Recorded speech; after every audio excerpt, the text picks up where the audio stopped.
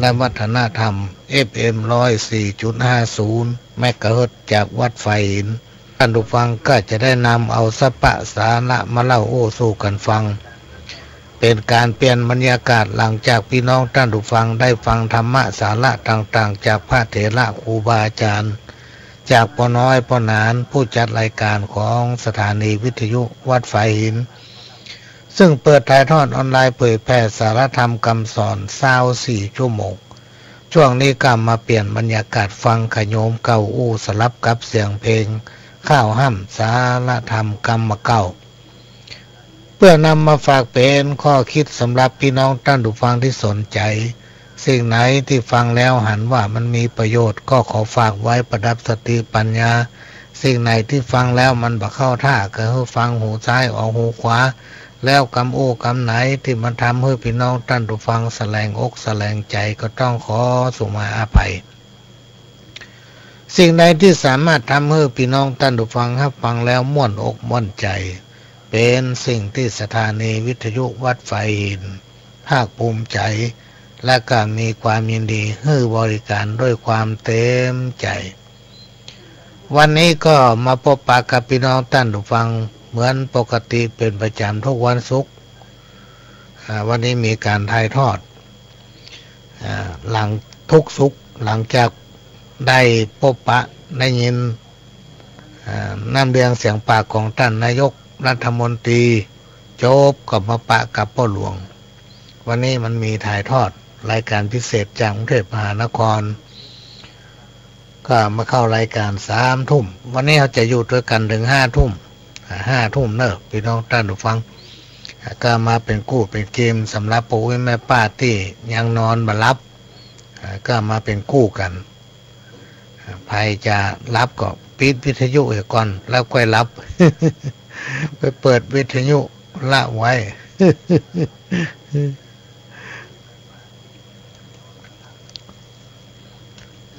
บางทีเราท่านผู้ฟังต้องขอสุมาภัยบางเตื้อบางทีก็ไม่ได้มาพบปะกับพี่น้องท่านผู้ฟังเนื่องจากว่าภารกิจหลายอันหลายอย่างที่ต้องรับผิดชอบพ่อหลวงก็เกษียณจากการเป็นผู้ใหญ่บ้านแต่ต้องยังได้เป็นประธานเครือข่ายของทุนแม่ของแผ่นดินอำเภอเมืองเชียงใหม่และก็เป็นประธานเครือข่ายของทุนแม่ของแผ่นดินจังหวัดเชียงใหม่แล้วก็8 จังหวัดภาคเหนืออันนี้ยังลาไปได้เตื้อต้องทำภารกิจมันจนสุดยอดตามวาระของเปิ้นก็หลังจากเดือนสิงหานี่ก็คงจะเสร็จสิ้นภารกิจที่มันนักป้าปั้นต้องไปต้องเขียนพี่น้องท่านผู้ฟัง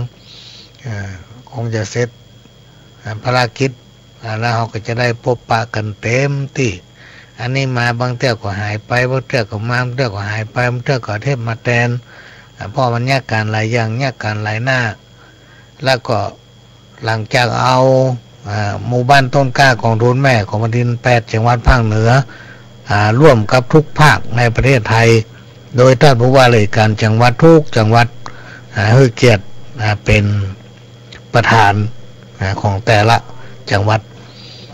ไปเข้าเฝ้าถวายความจงรักภักดีเพื่อรับพระราชทานเงินกองทุนแม่ของแผ่นดินเพิ่นฮ้องว่าเงินขวัญถุงจากผู้แทนพระองค์กับปีกมาบ้าน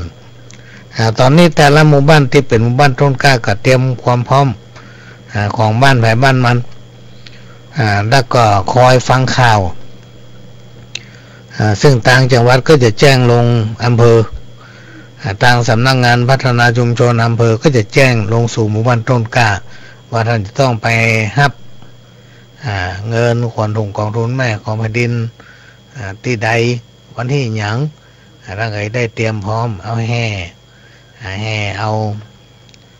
เงินขวัญถุงซึ่งถือว่าเป็นของสูงเป็นขวัญกำลังใจเข้าหมู่บ้านชุมชนของตนเองพยายามเร่งแหละพี่น้องท่านผู้ฟังในช่วงนี้ก็เร่งการเร่งงานเพื่อยื้อมันเสร็จจะได้ทำภารกิจอย่างอื่นต่อลูกกรุงเทพปิกมาถึงบ้านโอ้ไปไหนมาได้เลยเจ็บท้อง นี่มาหายท้องมันเดียวน่ะเจ็บท้องเอายายมากินก็ได้ ไปหงยาก่อมปอไป ก็อย่างรายการนี้จะมาพบปะก็ได้ปล่อยแม่เดือดร้อนหนึ่งละโทรมาติ๊กๆมาแรงก็โทรมา3-4 สายวันนี้จะเข้ารายการวันนั้นจะจัดรายการไหวเนาะช่วงนี้พี่น้องท่านผู้ฟังมันเริ่มจะเดึกไปละกูเตือนนี่พอตะวันตกกำเดียวละ8 โมงแล้วลูก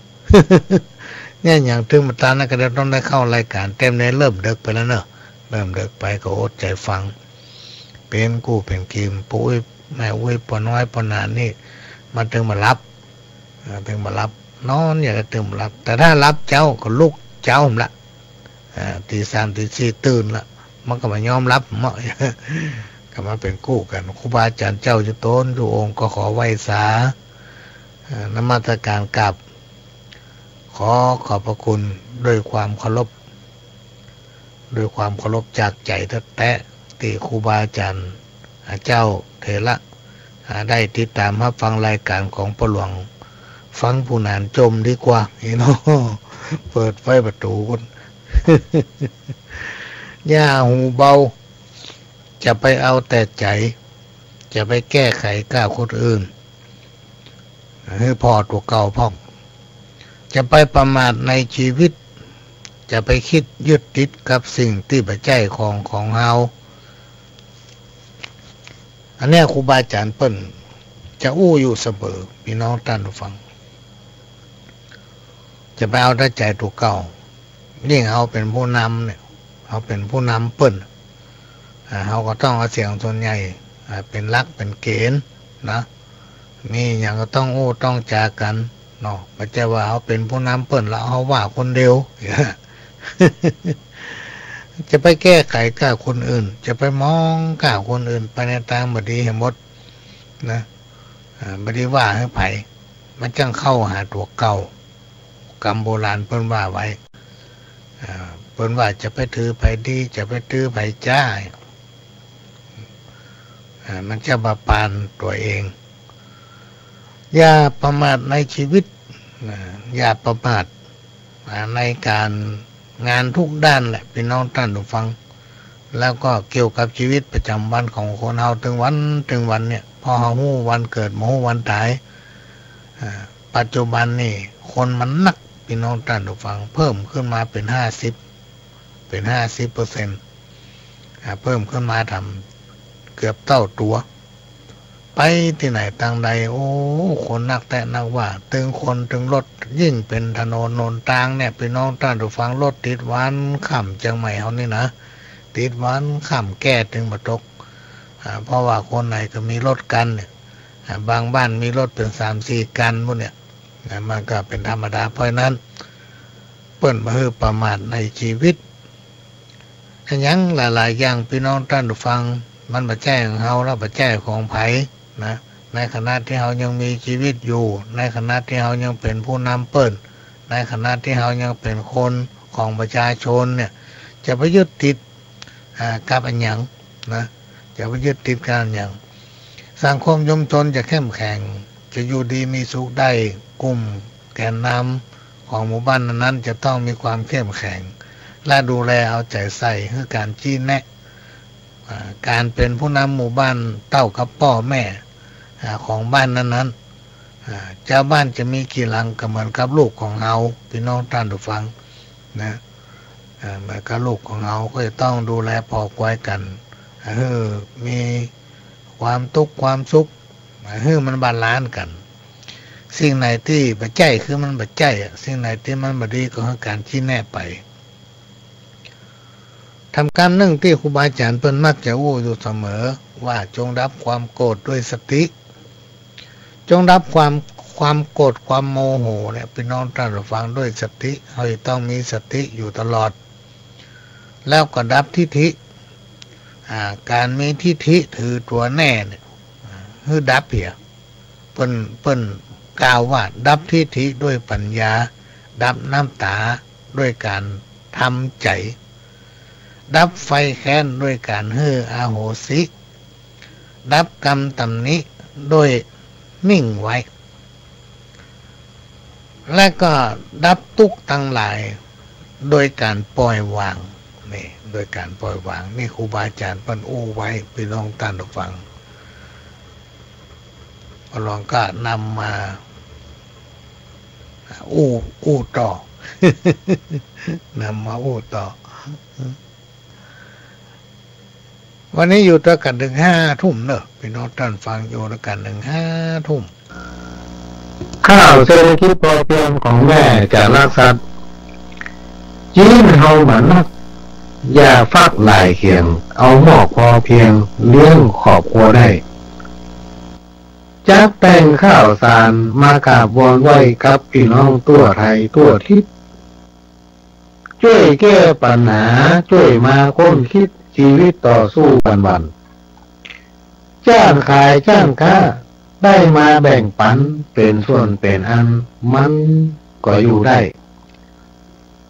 ก็จักพอเพียงเลี้ยงต้องปากไส้ปลูกส่วนครัวไปพร้อมพัก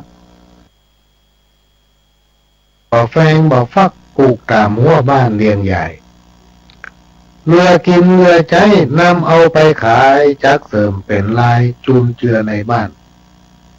ถึงเศรษฐกิจวิกฤตแต่ด้านคงบ่ยาวนานยืดเยื้อเฮาต้องทำใจทนไปกู้เชื้อตามโอกาสเอื้ออำนวยประหยัดเข้าไว้จังได้ไปสวยถึงบ่ล่ำรวยกะออกอยู่ได้กะหมอกอยู่ได้ ของแม่อุจจารักสัตว์และธรรมบทเรื่องนี้เป็นของ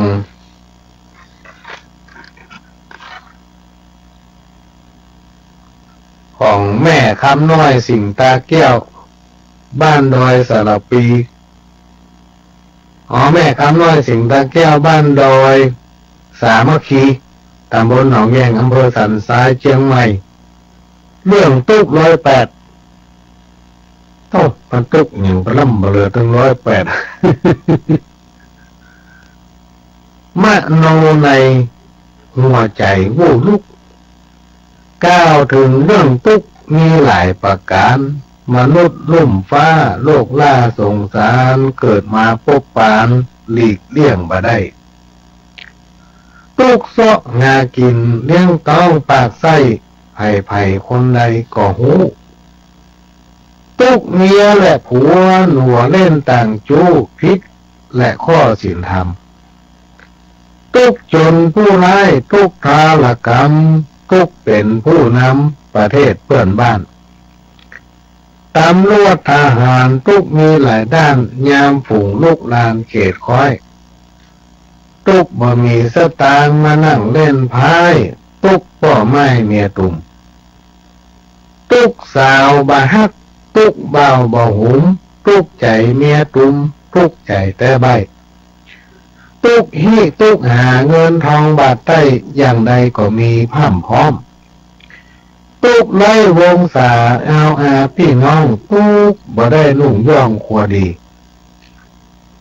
ตุ๊กใจแต่ตุ๊กเข้าบ่มีตุ๊กนักเต็มทีมนุษย์รุ่มใต้ตุ๊กนุ่งเป็น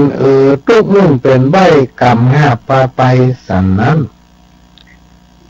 ตุ๊กไผ่ตุ๊กมันมาตังหลีกกันข้อกำก่อสร้างตุยตันอันตุ๊กอย่างนี้ที่ว่าสกรรมยังบ่สำคัญเต้าตุ๊กแห่งข้าตุ๊กหัวใจไผ่บ่พ่อหน้าเพราะว่าเงินตาบ่นักบ่มีไผ่ไหนคนใดจักฮักเอาตัวแห่งข้าเป็นแฟน อันนี้เป็นบทข้าวของแม่คำของการรักษาศีลว่ามันมีอานิสงส์อย่างไรพ่องนี่นะเฮาเนี่ยอย่างไรจะทำให้อายุเฮายืนเฮาเนี่ยอย่างไรสมบัติเฮามีมันจะประสิทธิ์หายเฮาเนี่ยอย่างไรเฮามีศัตรูเรื่องศัตรูก็มีพิษมีภัยกับเฮาเฮาจะทำอย่างไรเฮาจะทำอย่างไรคนอื่นเป็นฮักหุ่มเฮามีในหนังสือเล่มนี้พี่น้องท่านฟังเป็นห้องอนุภาพของการรักษาศีล ก็ที่วัดบวรไปถามเอาได้ถ้ามีที่วัดบวรก็ถ้าไปอยู่เขตปริมณฑลไป ไปที่สำนักพูดได้ เปิ้นมีแจกก็มีขายก็มีที่แจกฟรีมันก็บางหน่อยที่เปิ้นขายก็เล่มใหญ่หน่อย พี่น้องท่านผู้ฟังที่ได้โทรในช่วงที่หลวงจะรายการก็โทรมานอกเวลาได้มือถือนี่นะแต่ต้องโทรมันเหมือนเพราะว่าเวลาไปหั่นไปนี่มันหลานได้ยินโทรศัพท์นี่มันเน้นแอวโลกพี่น้องท่านผู้ฟังมันแจ๋วห้อยคอลูกและมันเป็นเครื่องใหญ่ถ้าใครฟังทางเว็บดูรายการประหลวงทางอินเทอร์เน็ตทางทีวีอย่างแล้วแต่ จะหันเครื่องมันใหญ่อาจารย์หงเสื้อกำได้มานักเอาห้อยคอมันก็มีสายห้อยนี่เขาจะซื้อถุงมาใส่มันก็เติบเป็นลมปมปาแล้วมันมีกระเป๋าของมันเอาเน็บเอวโลกพี่น้องท่านฟังถ้าเขาขับรถมันไปได้ยินอย่างแล้วเวลาเนี่ยการเขาอยู่ห้องสัมมนาสัมไปไงเลยเพราะว่าทุกวันประหลวงจะต้องมีชีวิตเวียนว่ายอยู่กับห้องสัมมนาประชุมต้องแง่การอันนั้นอันนี้ห้องใจไปอย่างเปิ้นคนอื่นหรอกประหลวงนี่แบบสบายอย่างเปิ้นนะพี่น้องท่านฟังใจถึงแหงใจถึงสมองใจถึงกายหน้าไปที่ไหนไปถึงประจำถามเสื้อนั่นนี่เขากินเคเขาจนกินนะอย่างวันนี้มี หัวหน้างานท่านหนึ่งป้าหลวงกินชาเย็นเนาะเขาเหมาเอากาแฟเย็นเนาะเขาเหมาถามมาเพื่อที่อะไรนั่นนี่เปลี่ยนไปที่ในที่สุดก็ติ้วชาเย็นกับขนมปังมาให้เรา2 กล่องแต่เดิมไปเล่นต้องเอาถามเอาเพื่อจนกิน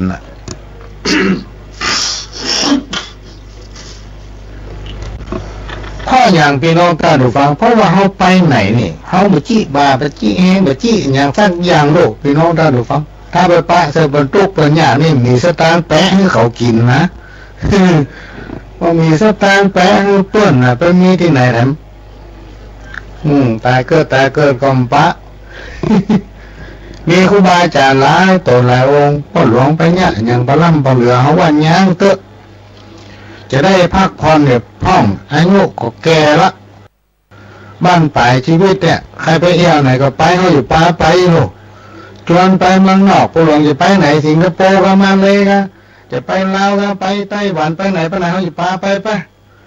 ถึงวันนี้มันไปมาได้ครับได้อยู่เนี่ยพี่น้องท่านผู้ฟังถ้าไปต้องใช้เวลานะเมื่อก่อนนี่พ่อหลวงจะไปกรุงเทพไปไหนนี่อย่างมากก็ถ้าฟังก็ขึ้นรถทัวร์ถ้าแบบบ่ฟังนี่ไปรถไฟ รถไฟนี่มันต้องขึ้นมาแรงนี่นะสัก4 โมง 5 โมงนี่มันจะไปถึงกรุงเทพปุ่น9 โมงถูก สมัยก่อนนะมันเดินนี่หมู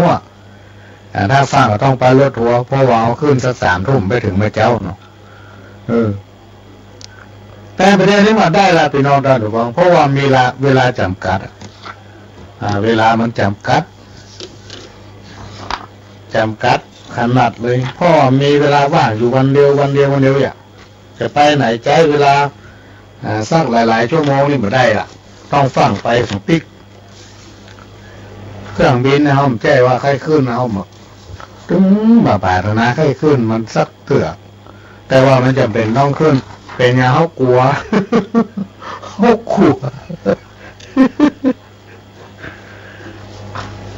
ก็คงจะเป็น3-400ขึ้นนั่งบนห้างน่ะพี่น้องท่านผู้ฟังมันวิ่งไปตะเลนยกขึ้นบน ฟ้าบ่ เกิดมันขึ้นไปแล้วบังคับอย่างใดมันก็ลงไว้งี้แย่น่ะ จำเป็นต้องไปก็ต้องขอบพระคุณท่านพี่น้องที่รับฟังรายการของพ่อหลวงเวลาพ่อหลวงจะไปหั่นไปนี่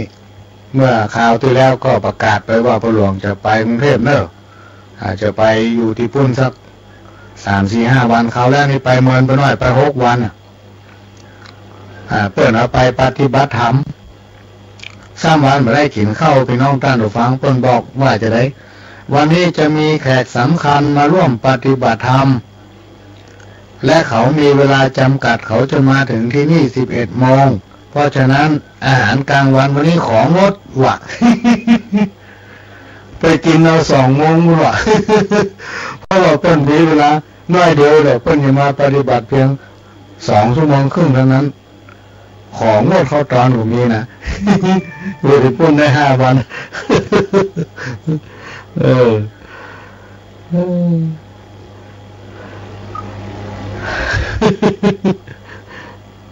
อันนี้ก็เป็นเรื่องที่นำเล่าสู่กันฟังก็ต้องขอบพระคุณพี่น้องท่านผู้ฟังที่ ที่ตามมาฟังรายการแล้วก็ให้การอนุเคราะห์อุปถัมภ์เพราะว่าจะเป็นค่าตั๋วเครื่องบินหรือว่าซื้อตั๋วส่งมาให้รวมไปถึงพี่น้องที่ได้ให้การอนุเคราะห์อุปถัมภ์ค่าโทรศัพท์ได้เติมสตางค์คือพ่อง แต่อยู่ได้ให้โทรศัพท์มีสตางค์เพิ่มเมื่อสักการเดียวก็มีคนบอกมาว่าได้เติมสตางค์เลยเนอะต้องขออนุโมทนาบุญโดยและตอนนี้บัดท่าขอเพลงมาเนอะพี่น้องท่านฟังพ่อประหลวงกลัวขนาดละ กลัวไปโดนละเมิดลิขสิทธิ์ป่ะน่ะเพราะว่าไม่เดียวกฎหมายมันเหี้ยมนะก็มีเพื่อนที่เขาเริ่มนับถือหูจักกันน่ะเขาก็ได้บอกน้องเก่าแต่ว่าได้รับข่าวทางทีวีหรือทางอะไรอย่างเนี้ยบอกว่าเป็นโดนยับเรื่องลิขสิทธิ์ในการเปิดเพลงโหการนี้ถ่ายยากพอกล้านี่โนก็เลยบอกกล้าเพลงไผ่มาเปิดทักคนนอกจากว่าเปิ้นจะมีแผ่นมีเทปส่งมาให้ว่าขอเอาเพลงนี้เปิดเผยแพร่งานที่ในประหลวงถึงจะเอามาเปิดสลอซอซูนี่มันน่าจะมีลิขสิทธิ์มันเป็นดนตรีบ้านเฮาก็เปิดให้การฟังได้เพราะนั้นรายการของประหลวงนี่จะมีค่าสลอซอซูข้อเพลงประหลวงถึงหมอมาเปิดเพราะกลัวไปโดนสลิขสิทธิ์เปิ้นบางทีเปิ้นขึ้นลิขสิทธิ์ไว้เสียงตามสายก็บล่ำเปิดละเพลงไปเดี๋ยวพี่น้องท่านผู้ฟังเพราะว่ากฎหมายลิขสิทธิ์มันมีเกินเขาเปิดไปแล้วมีคนใดคนหนึ่งมาหาเรื่องเอาเรื่องเขานี่ละเมิดลิขสิทธิ์ตัวนี้คุณนะครับอันนี้จะไผ่เอาเพลงเปิดมาเปิดเดี๋ยวเอาเข้าให้ไปได้ฟังละเพลงนี่นะเขาไปจะฟังก็สูตรโมนธรรมะเจ้าธรรมะเย็นฟังเตะอันนี้ประตุ้มขึ้นลิขสิทธิ์โดยเฉพาะพระพุทธศาสนาเนี่ยพี่น้องท่านผู้ฟังบ่มีลิขสิทธิ์พระพุทธศาสนาเนี่ยบ่มีลิขสิทธิ์บางงานศาสนาอื่นเพิ่นน่าจะมีลิขสิทธิ์ก็ไว้ได้หมู่ลองไปละเมิดน้อยเดียวเป็นเรื่องเลย เป็นเรื่องเลยพี่น้องท่านผู้ฟังลองติดตามข่าวเด้ออันนี้เรื่องจริงๆมาอู้น่ะตามที่เอาได้ที่ตามข่าวเนี่ย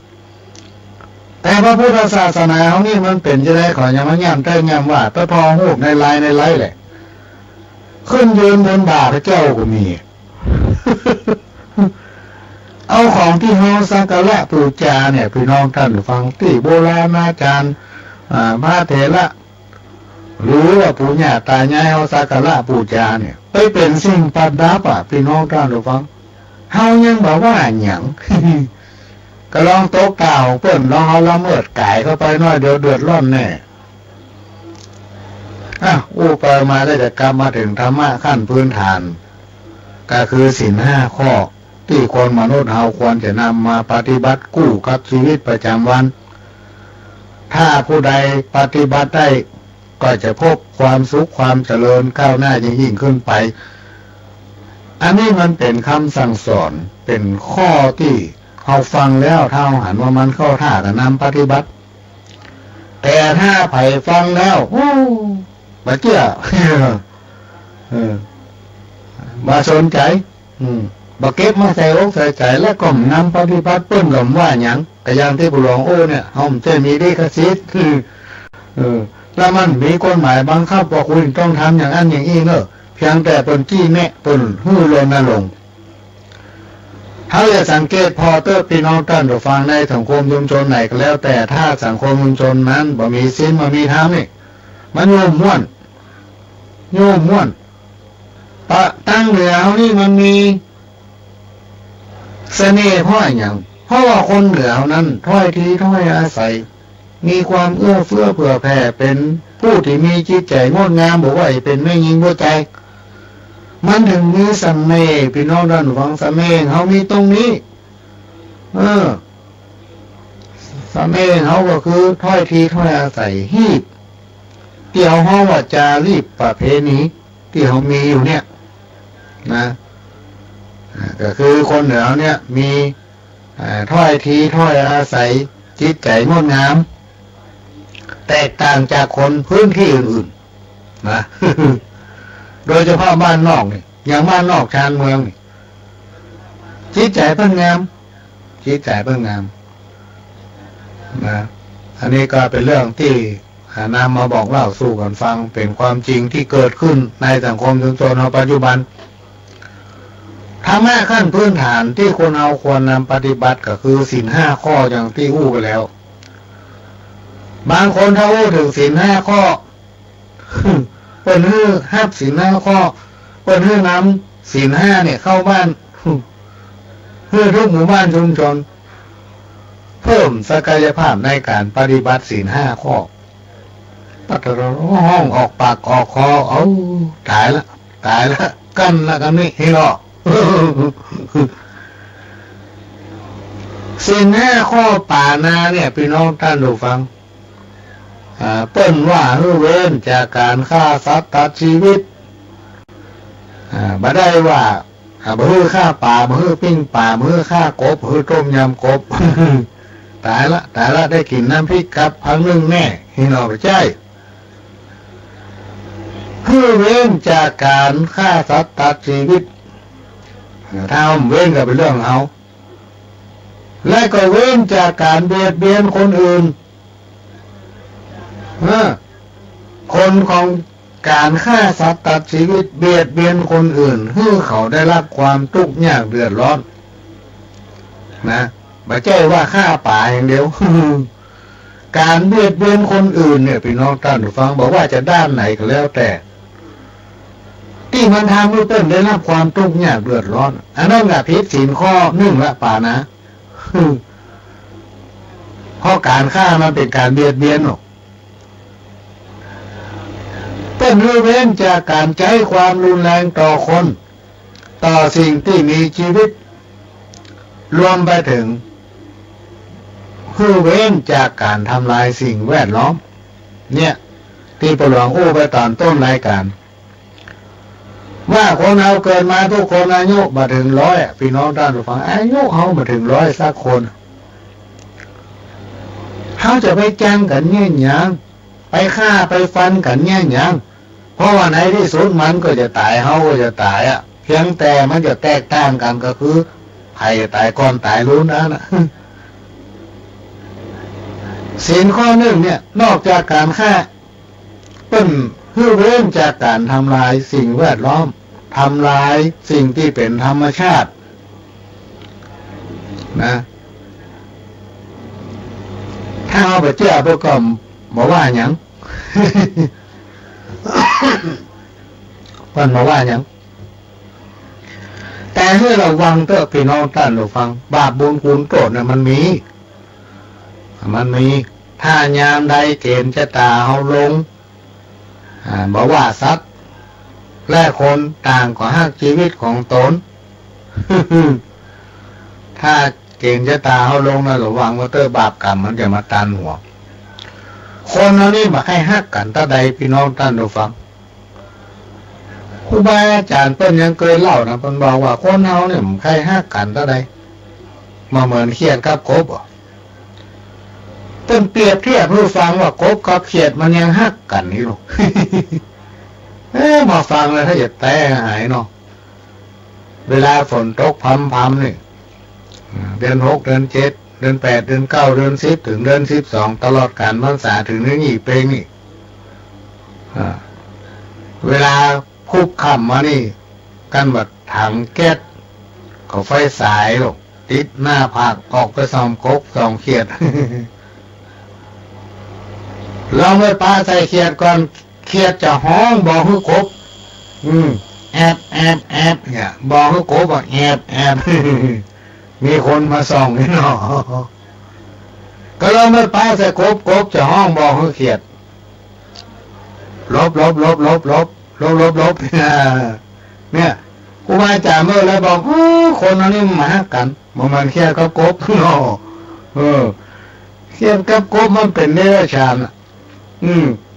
ที่มันเจ๊ไปไหนได้นะพี่น้องท่านผู้ฟังมันเจอมีความคิดอย่างทั้งอย่างมันยังหัวหักกันเนาะเวลาคนไปส่องไปป้าเขียดจะบอกเขากบเวลาไปป้ากบจะเอิ้นบอกเขาเขียดศีลข้อที่สองอาทินาเว้นจากการลักทรัพย์ก็คือบ่ฮื้อปรารถนา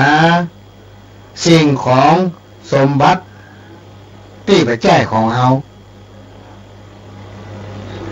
หรือว่าทรัพย์สินของสมบัติที่ได้มาโดยผู้ชอบธรรมมีการวางแผนใจอำนาจช่อโกงอันใดที่เฮาฮักเฮาห่วงพี่น้องท่านผู้ฟังคนอื่นเพิ่นก็ฮักก็ห่วงเหมือนเฮานั่นแหละเนี่ยศีลข้ออาทินนาเนี่ยผู้เว้นจะไปคิดเด็ดขาดเป็นว่าคิดเอาของเปิ้นมาเป็นของตัวโบราณเปิ้นกล่าวไว้ว่าบดีแถมประการหนึ่งที่สังคมรังเกียจก็คือละเมิดทรัพย์สินของคนอื่นที่บาดใจของตัวรวมไปถึงการทุจริตคอร์รัปชันทุกรูปแบบแล้วก็หันมาช่วยกันสร้างสรรค์สังคมแห่งความโปร่งใสสังความโปร่งใสสังคมแห่งความแบ่งปันสังคมแห่งความยุติธรรมการลักขโมยของเปิ้นมาเป็นของตัวมันจึงบดีนะมันบดีเขาลักเอาของเปิ้นเหมือนกับเปิ้นมาลักเอาของเขานะเอาก็ไปชอบเปิ้นมาลักเอาก็ไปชอบขี่รถไปกาดอยู่ดีเอาไปจอดไว้เข้าไปกาดเต้ออกมาล้นมีห้ามเลยเขาก็เดือดร้อนถ้าเอาไปแง่ของเปิ้นก็เดือดร้อนอย่างเขามีคนหนึ่งไปลากควายเปิ้นมาฆ่าไปลากฆ่าควายเปิ้นปาดเอาจีนควายหา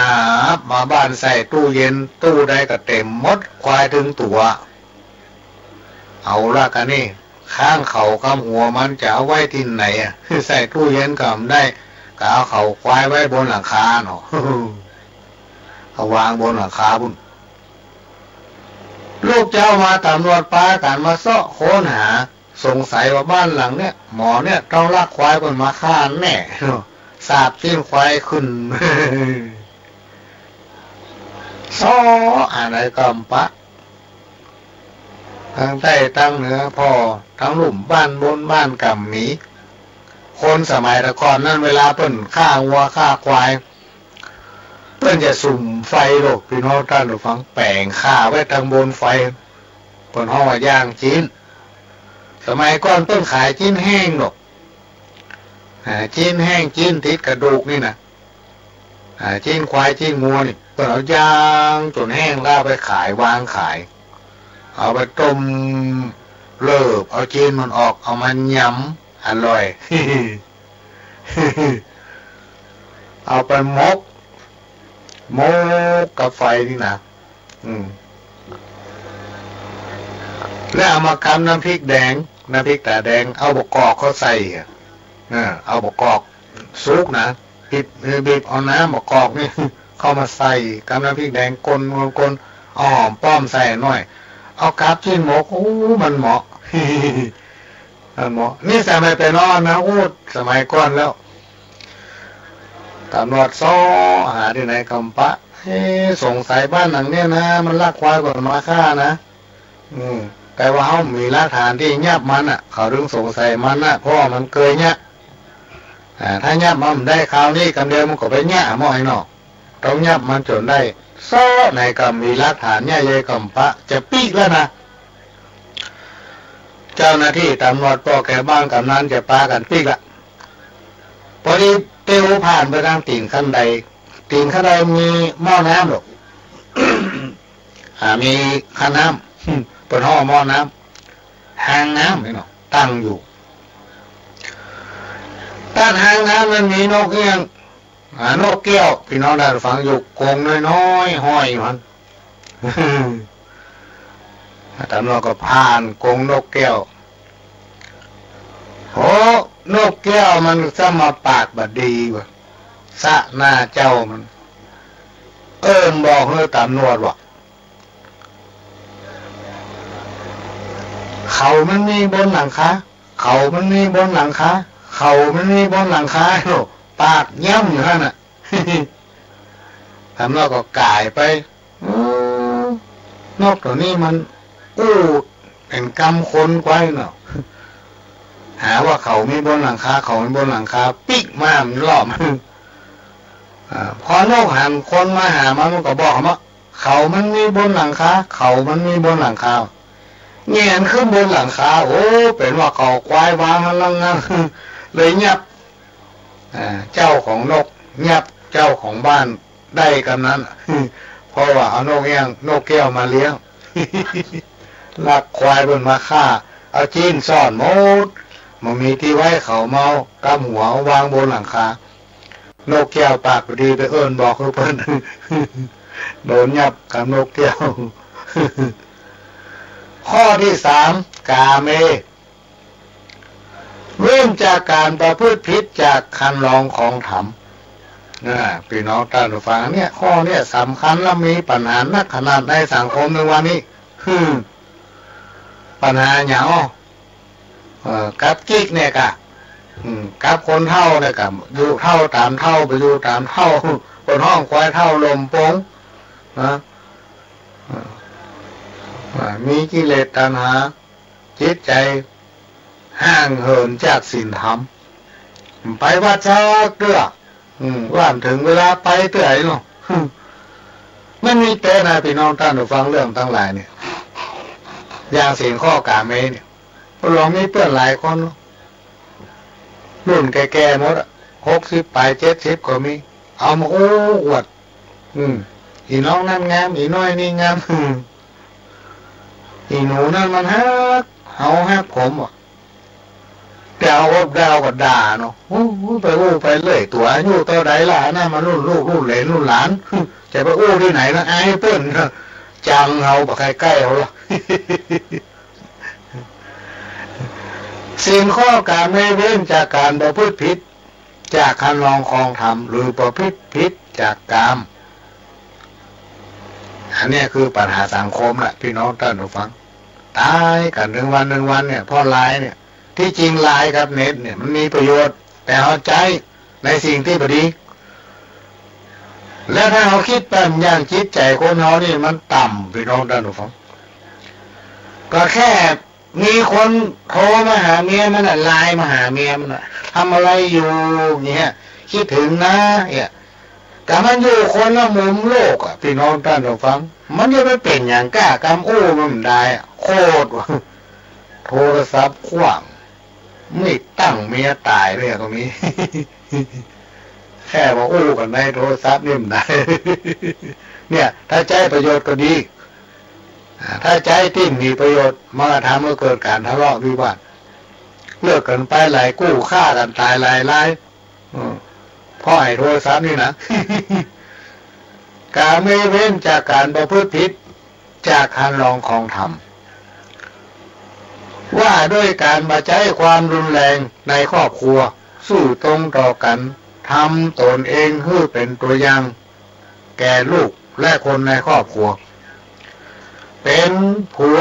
ก็เป็นผัวที่ดีของเมียเป็นเมียก็เป็นเมียที่ดีของผัวเป็นพ่อเป็นแม่ก็เป็นพ่อเป็นแม่ที่ดีของลูกนะอันเนี้ยเป็นศีลข้อที่3ก็คือการเมเป็นศีลที่เพื่อนส่งเสริมเพื่อมีการส่งเสริมสถาบันครอบครัวอยู่เย็นเป็นสุข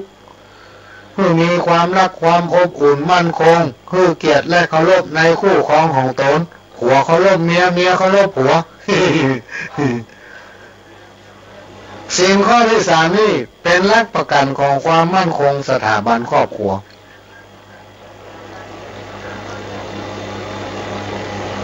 อย่างพี่น้องเจ้าเขาเนี่ยพี่น้องท่านผู้ฟังพี่น้องเจ้าเขานี่แต่ก้อนเนี่ยเปิ่นใจล่ำได้มีวัดมีวานะตอนหลังนี่บ่ได้มีสำนักสงฆ์มีคณะพระธรรมทูตมีที่พักสงฆ์ไปตั้งอยู่ที่บ้านเจ้าเขาสมัยก่อนจะมีเพื่อนจะอาศัยอยู่ตามดอยแล้วก็มีการย้ายไปเรื่อยๆที่ย้ายไปเรื่อยนี่ย้ายไปอย่างย้ายไปหาแหล่งที่ทำมาหากินสมมติว่าที่ดินตัดเนี้ยเปิ้นปลูกข้าวโพดข้าวสะโลปลูกผักกาดเปิ้นแจ้ปุ๋ยอยู่ยังสมัยปัจจุบันเปิ้นปลูกนั่นแหละแล้วดินใหม่เนี่ยพืชงามผักงามพี่น้องท่านผู้ฟังนะมันเลยมีการโยกย้ายไปเรื่อยๆขยายเผ่าพันธุ์ไปเรื่อยต่อมามันก็ลามเข้าก็เลยมีหลายเผ่าพันธุ์แต่ละเผ่าก็มีประชากรจำนวนนักอย่างพี่น้องผมทางดอยหุ่นจ้างเขี้ยนนี่แต่ก่อนนี่มีบักที่หลังมาเดือนนี่มีเป็นร้อยพละพ่อบันเทิงบอกคุ้มเกิดมาติ๊กๆก็ช่วยกันเนี่ยการทำมาหากินพัฒนาบ้านจองที่ส่งไปเฮียนก็ส่งเฮียนที่เปิ้นล่ำเปิ้นรวยกันมีรถใหม่กันขี่นี่พ่ออย่างเปิ้นมีความขยันหมั่นเพียรอย่างที่คนเมืองเขาเนี่ยตามความจริงนะพี่น้องท่านผู้ฟังถึงตัวเปิ้นหลวงเป็นต้นจะไปเนี่ยปลูกเข้าให้ดอยเป็นม่อนนี่เปิ้นหลวงเนี่ยมาได้รู้พี่น้องท่านผู้ฟังปลูกกะลำเทิมดอยเป็นเทิมเนี่ยปลูกกะลำหมดเปิ้นหลวงไงเนี่ยมันได้รู้พี่น้องท่านผู้ฟังหายเนี่ยได้บ้างแต่พี่น้องเจ้าเขาที่สุดยอดเลยเปิ้นทำได้ในที่สุดเปิ้นก็มีฐานะพ่อความขยันหมั่นเพียรและเปิ้นบอกกินง่ายใจเว้ยเรามาสังเกตพอเตอร์บนดอยไปเจ้มีคาราโอเกะบนดอยมีไนท์คลับโลบนดอยพุ่นมีโรงหนังนะทีวีนี่บางทีก็ดูได้บางทีก็ดูไม่ได้ต้องดูที่กระแสไฟฟ้าครับเสามันวิทยุนี่ฮับได้เกี่ยวเพราะมันอยู่ที่สูงเนี่ยยกตัวอย่างเผาปากกยอนี่พี่น้องท่านผู้ฟังโอ้โหเปิ้นถือหีบห้อยประเพณีเช่นปู่ย่าตายายเปิ้นปฏิบัตินี่เปิ้นถือขนาดเลยแล้วเปิ้นนำปฏิบัติมันจะเข้าหลักของศีลห้าศีลข้อที่3เนี่ยกาเมถ้าไผ่คนใดคนหนึ่งประพฤติผิดในกามผิดลูกผิดเมียเปิ้นเจ้าบ้านหรือว่าลักเล่นกันมีกิ๊กมีจู้อีน่ะ เปิ้นฮ้อว่าผิดผีบ้านผิดผีเฮือนหัวหน้าเผ่าเปิ้นจะลงโทษโน่พี่น้องท่านผู้ฟังลงโทษยังไงปลาหมูเครื่องมาตวงหมูวัยรุ่นนี่นะ ปลาหมูวัยรุ่นมาตวงมัดคอหมูคือคนนึง2 คนเนี่ยจูงหมูตัวนั้นน่ะแวดบ้านพี่น้องท่านผู้ฟัง3 รอบ7 รอบก่อน แล้วผู้ที่เป็นหัวหน้าบ้านหรือผู้ที่เป็นผัวเป็นเมียผู้ที่เป็นปู่เป็นพ่อเป็นแม่ที่เคารพนับถือเขี้ยนตัวลูก แค่หันก็พอที่เปิ้นขี่หัวล้ออย่างเปิ้นขี่ม้าแล้วมันจะเอาเชือกฟาดม้าตัวอย่างเปิ้นขี่เกวียนขี่ล้อนี่เปิ้นก็จะเขี้ยนงัวตัวลูกเนี่ยมันจะคือ2 คนนั้นจูงหมูมันก็จะเขี้ยนไปตัว เขี้ยนมาได้บอกปอนะพี่น้องท่านฟังมันก็จะเอิ้นบอกทำหัวหน้าเผ่ามันก็จะบอกพี่น้องทั้งหลายไอ้นี่อีนี่เล่นกันผิดผีบ้านผีกันเลยนะไม่แย่สุดตา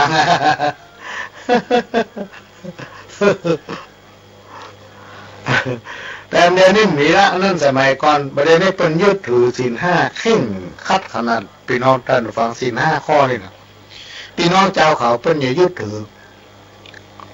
แล้วก็มีการปฏิบัติศีลภาวนามีการเรียนรู้บอกว่าจะเป็นศีลธรรมจริยธรรมแต่หลายอันหลายประการเข่งคัดขนาดไหนเพราะว่าเปิ้นมีคนประชากรเพิ่มขึ้นนักขึ้นการที่เปิ้นปฏิบัติเชื่อหีบหอยบรรพบุรุษ ปู่ย่าตายายที่เป็นทำมาแล้วเขานำปฏิบัติสืบตามกันมาทำเขาอยู่เย็นเป็นสุขเนี่ยพี่น้องใจเราผมเนี่ยฟังนักขนาดเลยตอนนี้ส่งข้อความมากำลังฟังรายการอยู่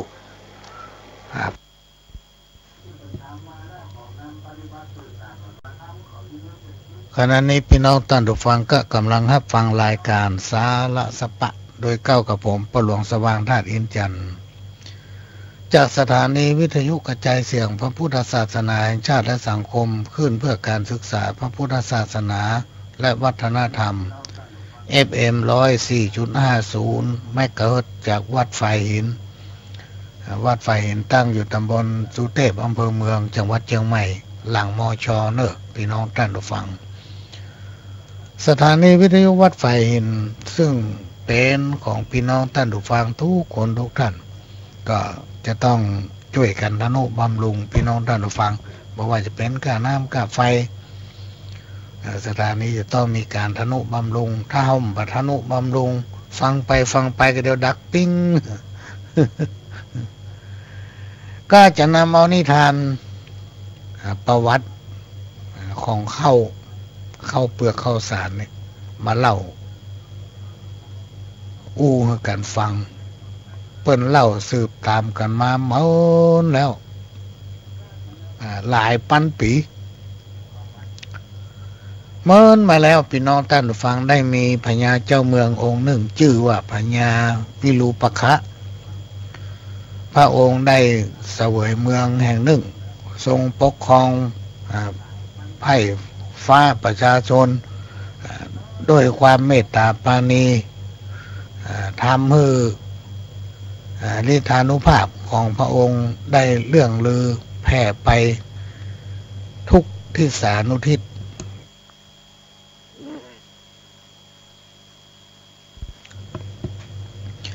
เป็นที่เคารพนับถือเก่งขามแก่คนทั้งหลายมีอยู่วันหนึ่งเกิดเหตุประหลาดขึ้นจึงเป็นประวัติที่เป็นมีประวัติความเป็นมาของข้าวเปลือกข้าวสารที่คนเฮาทั้งหลายได้นึ่งหุงต้มได้กินกันถึงวันหนึ่งวันนี้ในสมัยก่อนพุทธกาลหลายพันปีมาจนถึงปัจจุบันมีอยู่วันหนึ่งได้มีข้าวติ๊บเม็ดใหญ่โตเต้าตะก้าหลวงหรือว่าเต้าเสวียนเต้าว่าเสวียนนี่ละอ่อนหมูจักหมะ เพราะเขาเคยหันในปัจจุบันนี่หลงเข้าก็หาพอใครมีละพี่น้องท่านผู้ฟังส่วนนักจะเป็นลองข้าวสารไปซื้อข้าวสารจากร้านมากินกันเนี่ยนาขายข้าวเปลือกก็ได้มีเม็ดข้าวใหญ่ขนาดเลยคน 7-8 คนนี่ยกขึ้นใหญ่เท่ากลุ่มไก่ก็ว่าได้ข้าวเปลือกเม็ดนี้ได้ตกลงมาจากสวงสวรรค์ตกลงมาในเขตพระราชอุทยานของพญาเจ้าเมืองคนเฝ้าสวนหรือว่าเฝ้าพระราชอุทยานได้พบหันก็ได้นำเรื่องนี้แจ้งให้มหาดเล็กและก็เสนามา ได้หูและก็ปากันมาเพื่อจะยกเอาเข้าเปลือกเม็ดเนี้ยไปถวายเพื่อพญาเจ้าเมืองได้ทอดพระเนตรทหารเป็น20 คนพี่น้องท่านผู้ฟังยกเข้าเม็ดนี้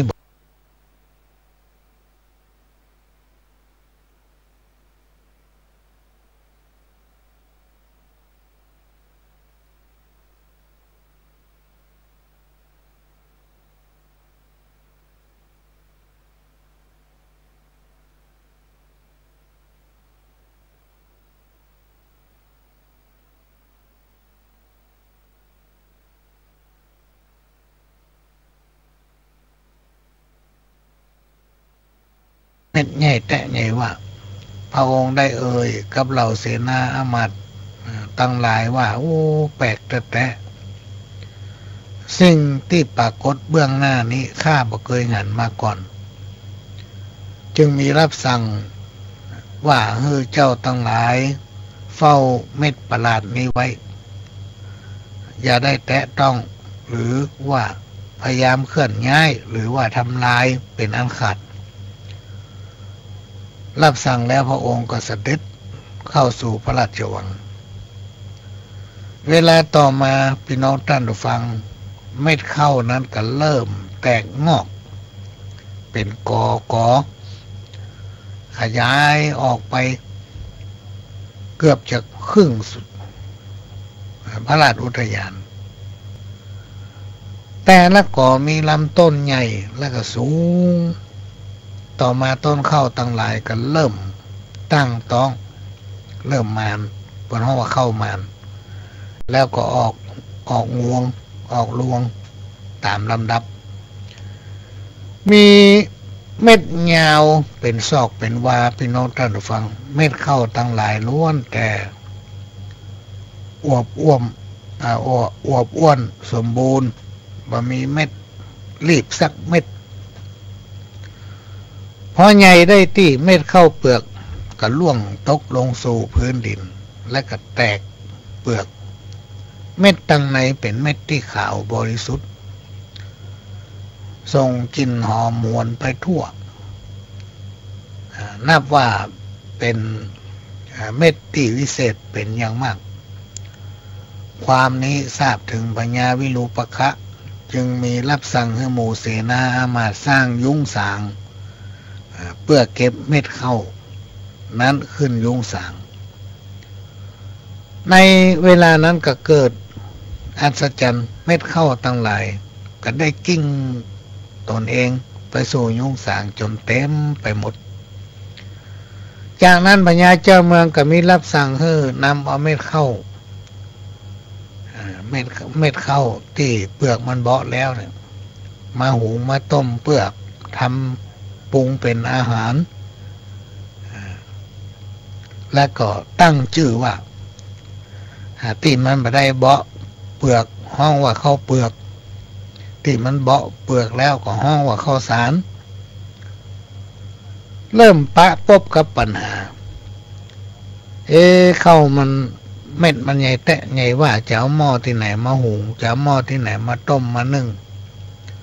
เพราะว่าข้าวตั้งหลายเม็ดใหญ่เต้าเสวียนเต้ากุมไก่เต้าตะก้าใบใหญ่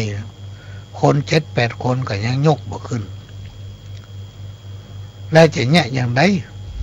เอามาต้มมาหุงมานึ่งจึงมีความจำเป็นต้องใช้มีดใช้ขวานผ่าฟันแบ่งเป็นชิ้นเล็กชิ้นน้อยแล้วก็ทำการหุงพ่องต้มพ่องก็เอาไปแช่น้ำพอมันใกล้ได้ที่ก็เอามานึ่งข้าวเม็ดนึ่งเนี่ยพี่น้องท่านผู้ฟังบอกว่าจะหุงจะต้มจะนึ่งก็ทำได้หลายวันกินกันได้เมินเพราะว่ามันเม็ดใหญ่หลาย10 ปีผ่านมาเข้าที่เคยยาวก็เริ่มกลายพันธุ์หดสั้นเม็ดน้อยลงแต่รสชาติก็ยังเหมือนเดิมบ่มีอะไรอย่างเปลี่ยนแปลงในเวลาต่อมาเม็ดข้าวก็น้อยลงไปแถมสาเหตุเกิดจากว่าหญิงไม้คนหนึ่งมีชื่อว่านางกาไวนางหญิงไม้ผู้นี้เป็นแม่ไม้ที่ใจร้ายอำมหิตเมื่อสามีของนางตายไปแล้วนางก็เป็นคนจนยากไร้อนาถาหาที่เพิ่งมาได้เพราะว่ามีปากร้าย เป็นคนปากร้ายความปากร้ายของนางเนี่ยไผก็เลยบ่ใครชอบเปิ้นจังขี้หน้าได้ยินเสียงเปิ้นก็จังละไผถึงบ่คบหาสมาคมกับมันพร้อมเป็นคนปากจัดปากบ่ดีคิดว่าเปิ้นนางกะไว้เป็นคนคัดสนขนาดนักแม้แต่มีดทำครัวก็ยังบ่มีต้องไปเที่ยวหายืมของเปิ้นเจ้าบ้านเพื่อเอามาผ่าเม็ดข้าวอยู่มาวันหนึ่งถึงเวลาเก็บเกี่ยวเอาเม็ดข้าวนางก็ลงมือสร้างยุ้งสางคนเดียวเพื่อเอาไว้ใส่ข้าวแต่ทำยังบ่เสร็จ เข้าเปลือกกับปลากัน กิ้งเข้ามาอยู่ในยุงของนางจนเต็มไปหมดเนื่องจากว่าในยุคสมัยนั้นคนมนุษย์เฮาทั้งหลายเนี่ยบ่ต้องออกแหงโขนเข้าเปลือกข้าวสารเหมือนในยุคปัจจุบันบางทีจะกินเนี่ยหรือว่าจะหุงจะต้มเนี่ยบางตั้งก็ออกไปที่กลางทุ่งนาเอามีดเอาขวานไปถากเอาเข้ามาหมอกปอหุงปอต้มบางท่านบางคนเปิ่นพอมีเวลาเปิ่นก็สร้างยุ้งสางเพื่อเก็บเม็ดเข้าเวลาจะหุงจะต้มมันง่ายบ่ต้องออกไปกลางต้งนาละสำหรับนางกะไว้อยู่คนเดียวเข้ามีความสงสารพ่องก็บินพ่องก็กิ้งเข้ามาอยู่ในยุ้งในสางจนเต็มแทบจำมีที่นั่งที่นอนแต่ว่าไม่สามารถทำเมื่อนางกะไว้มีความชื่นชมยินดีแม้นแต่น้อยนางกับโมโหโคตรเข้ากูสร้างยุ่งสางยังบ่แล้วมึงอย่าฟังมากันแย่อย่างเปียได้ไม้ค้อนก็เอามาบุ๊บเม็ดเข้า ด้วยความโมโหเม็ดเข้าก็แตกกระเจิงกระจายเป็นเม็ดน้อยๆเต็มไปหมดในตำราที่ได้อ่านปะเนี่ยเพิ่นบอกว่าโอ้เข้าจากเม็ดใหญ่ๆเต้าเสวียนนี่ถูกนางกาไว้ค้อนไล่บุบไล่ตีด้วยความโมโหจนกลายเป็นเข้ามีเม็ดน้อยเหมือนเอาหันถึงวันเนี้ย ประวัติของเข้า ทำเรื่องหนึ่งเป็นคนที่มหูจักกุลคนนี้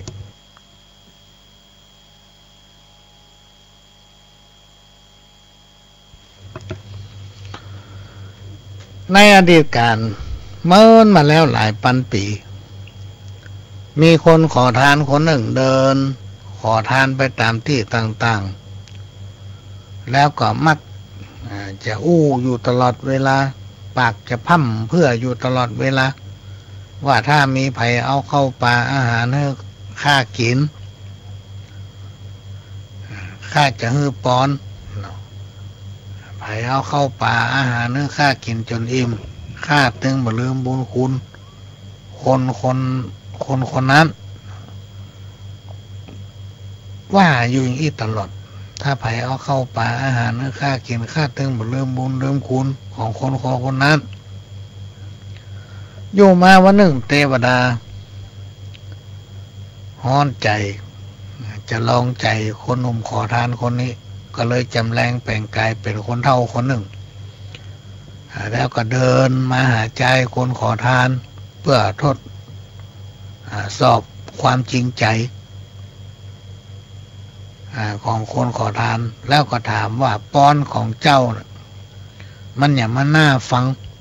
ไหนลองฮื้อพรแก่ข้ากำหรอข้าอยากฟังคำปอนของเจ้าคนขอทานก็กล่าวว่าหากผู้ใดฮื้อเข้าป่าอาหารข้ากินจนอิ่มข้าจะบ่ลืมบุญคุณคนนั้นเทวดาที่แปลงกายมาก็จึงเอ่ยขึ้นว่านี่เจ้าหนุ่มเอ๋ยคนมนุษย์ทั้งหลายเนี่ยบ่ค่อยรักษาคำอู้แล้วก็บ่ค่อยซื่อสัตย์มักจะลืมกันง่ายบ่จริงใจถึงวันเนี่ยเสาะหาคนมนุษย์ที่มีความจริงใจเนี่ยยากขนาดแทบจะมีผู้ใจคนขอทานยืนยันข้าเนี่ยบ่ลืมไผข้าถึงบ่ลืมแท้ๆคนที่เคยช่วยเหลือข้าถึงบ่ลืมบุญคุณของคนนั้นเอาละปนมคราวนี้ข้ามาเจอแล้วเจอกับคน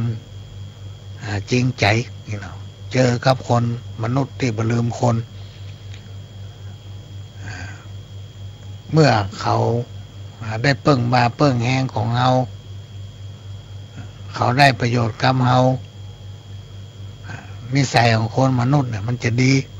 เพราะว่าวันใดวันหนึ่งเราหมดประโยชน์กับเขาก็จะปากันรังเกียจเราที่ข้าอู้มาเนี่ยคือคนมนุษย์ทั้งหลายมักจะเป็นอย่างนี้สำหรับ ข้าตึงบ่ลืมนี่เราใจคนขอทานก็ตอบขึ้นคนไหนที่ช่วยเหลือข้าเนี่ยข้าตึงบ่ลืม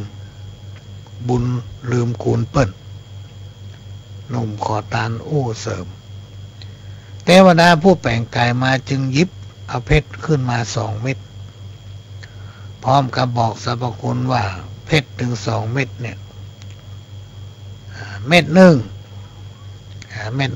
เมื่อเอาอมในปาก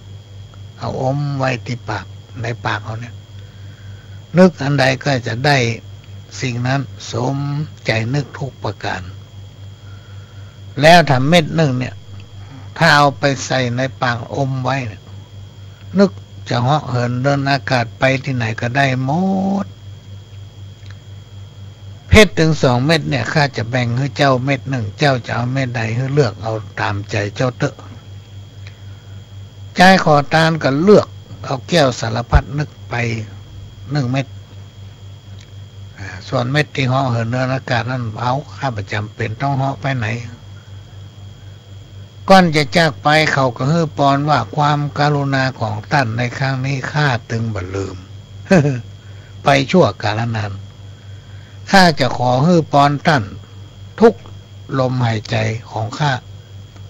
ขอฮือท่านมีอายุยืนยาวด้วยเถิดข้าจะภาวนาอยู่อย่างนี้ทุกลมหายใจของข้า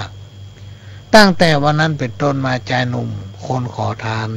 ก็ล่ำรวยขึ้นเรื่อยๆเพราะได้เพชรหรือว่าแก้วสารพัดนึกด้วยความเป็นคนพี่น้องท่านผู้ฟังเมื่อมีความอุดมสมบูรณ์ใครได้สิ่งใดก็ได้ดังใจคิดทุกประการความโลภทำให้ใจมืดบอดคิดบดีต่อผู้มีพระคุณคิดว่าจะยากอย่างใดประเดี๋ยวเนี่ยทรัพย์สมบัติอย่างเขาก็มีหมดก็ได้อย่างก็ได้มาถ้าเอาได้เพชรลูกนั้นมาทำลูกหนึ่งเขาจะเหาะเหินไปที่ไหนก็สามารถทำได้หมดก็เลยเริ่มเสาะหาเจ้าหมู่ซึ่งเป็นชายชะกันที่มีพละกำลังแล้วก็วางแผนจะไปฆ่าสิงเอาเพชรทำเม็ดนั้นจากผู้มีคุณเมื่อรวบรวมกำลังคนพรรคพวกได้แล้วก็ปากันมุ่งหน้าเดินทางไปยังบ้านใต้เมืองพอไปถึงเทวดาผู้แปลงกายซึ่งหู้ละก็ทำทีออกมาให้การต้อนรับแล้วก็ถามว่าหายไปไหนจัดเมินพ่อหนุ่มมาเยี่ยมยันหาข้าเลยชายคนหนุ่มคนขอทานเจ้าเท่าหัวงอกเหยประเดี๋ยวเนี่ยข้ามาหาเจ้าเนี่ยข้าจะมาเอาเพชรทำเม็ดหนึ่งขอให้เจ้าเอามาให้ข้าเห็นดีๆถ้ามาอันข้าจะฆ่าเจ้าให้ตายฝ่ายเทวดาซึ่งหู้เหตุการณ์ล่วงหน้ามาก่อนแล้วว่าชายหนุ่มคนขอทานจะต้องกลับมาทำกับตนอย่างนี้อย่างแน่นอนจึงได้ใจกลอุบายกล่าวกับชายหนุ่มคนขอทานว่าในเจ้าลองเอาเพชรที่ข้าให้เจ้าไปออกมาให้ข้าพอร้อเมื่อข้าหันแล้วว่าเพชรยังอยู่ข้าจะเอาเพชรทำเม็ดหนึ่งให้เจ้ารวมแล้วเจ้าก็จะได้เพชรไปถึง2 เม็ดนี่เนาะ ฝ่ายชายหนุ่มคนขอทานหลงกลก็หยิบเอาเพชรของตนยื่นให้เทวดาพอเมื่อเทวดาหันก็ยื่นมือหยิบเอาเพชรจากมือของเขามาพอแล้วก็เหาะขึ้นบนอากาศขึ้นไปสู่บนสวงสวรรค์ใจขอทานก็เลยบ่ได้อย่างสักอย่าง มนุษย์คนลืมคนบ่ฮู้จักบุญคนในที่สุดเจ้าก็เป็นคนที่บ่ฮู้จักบุญคุณคนก็เลยสั่งสอน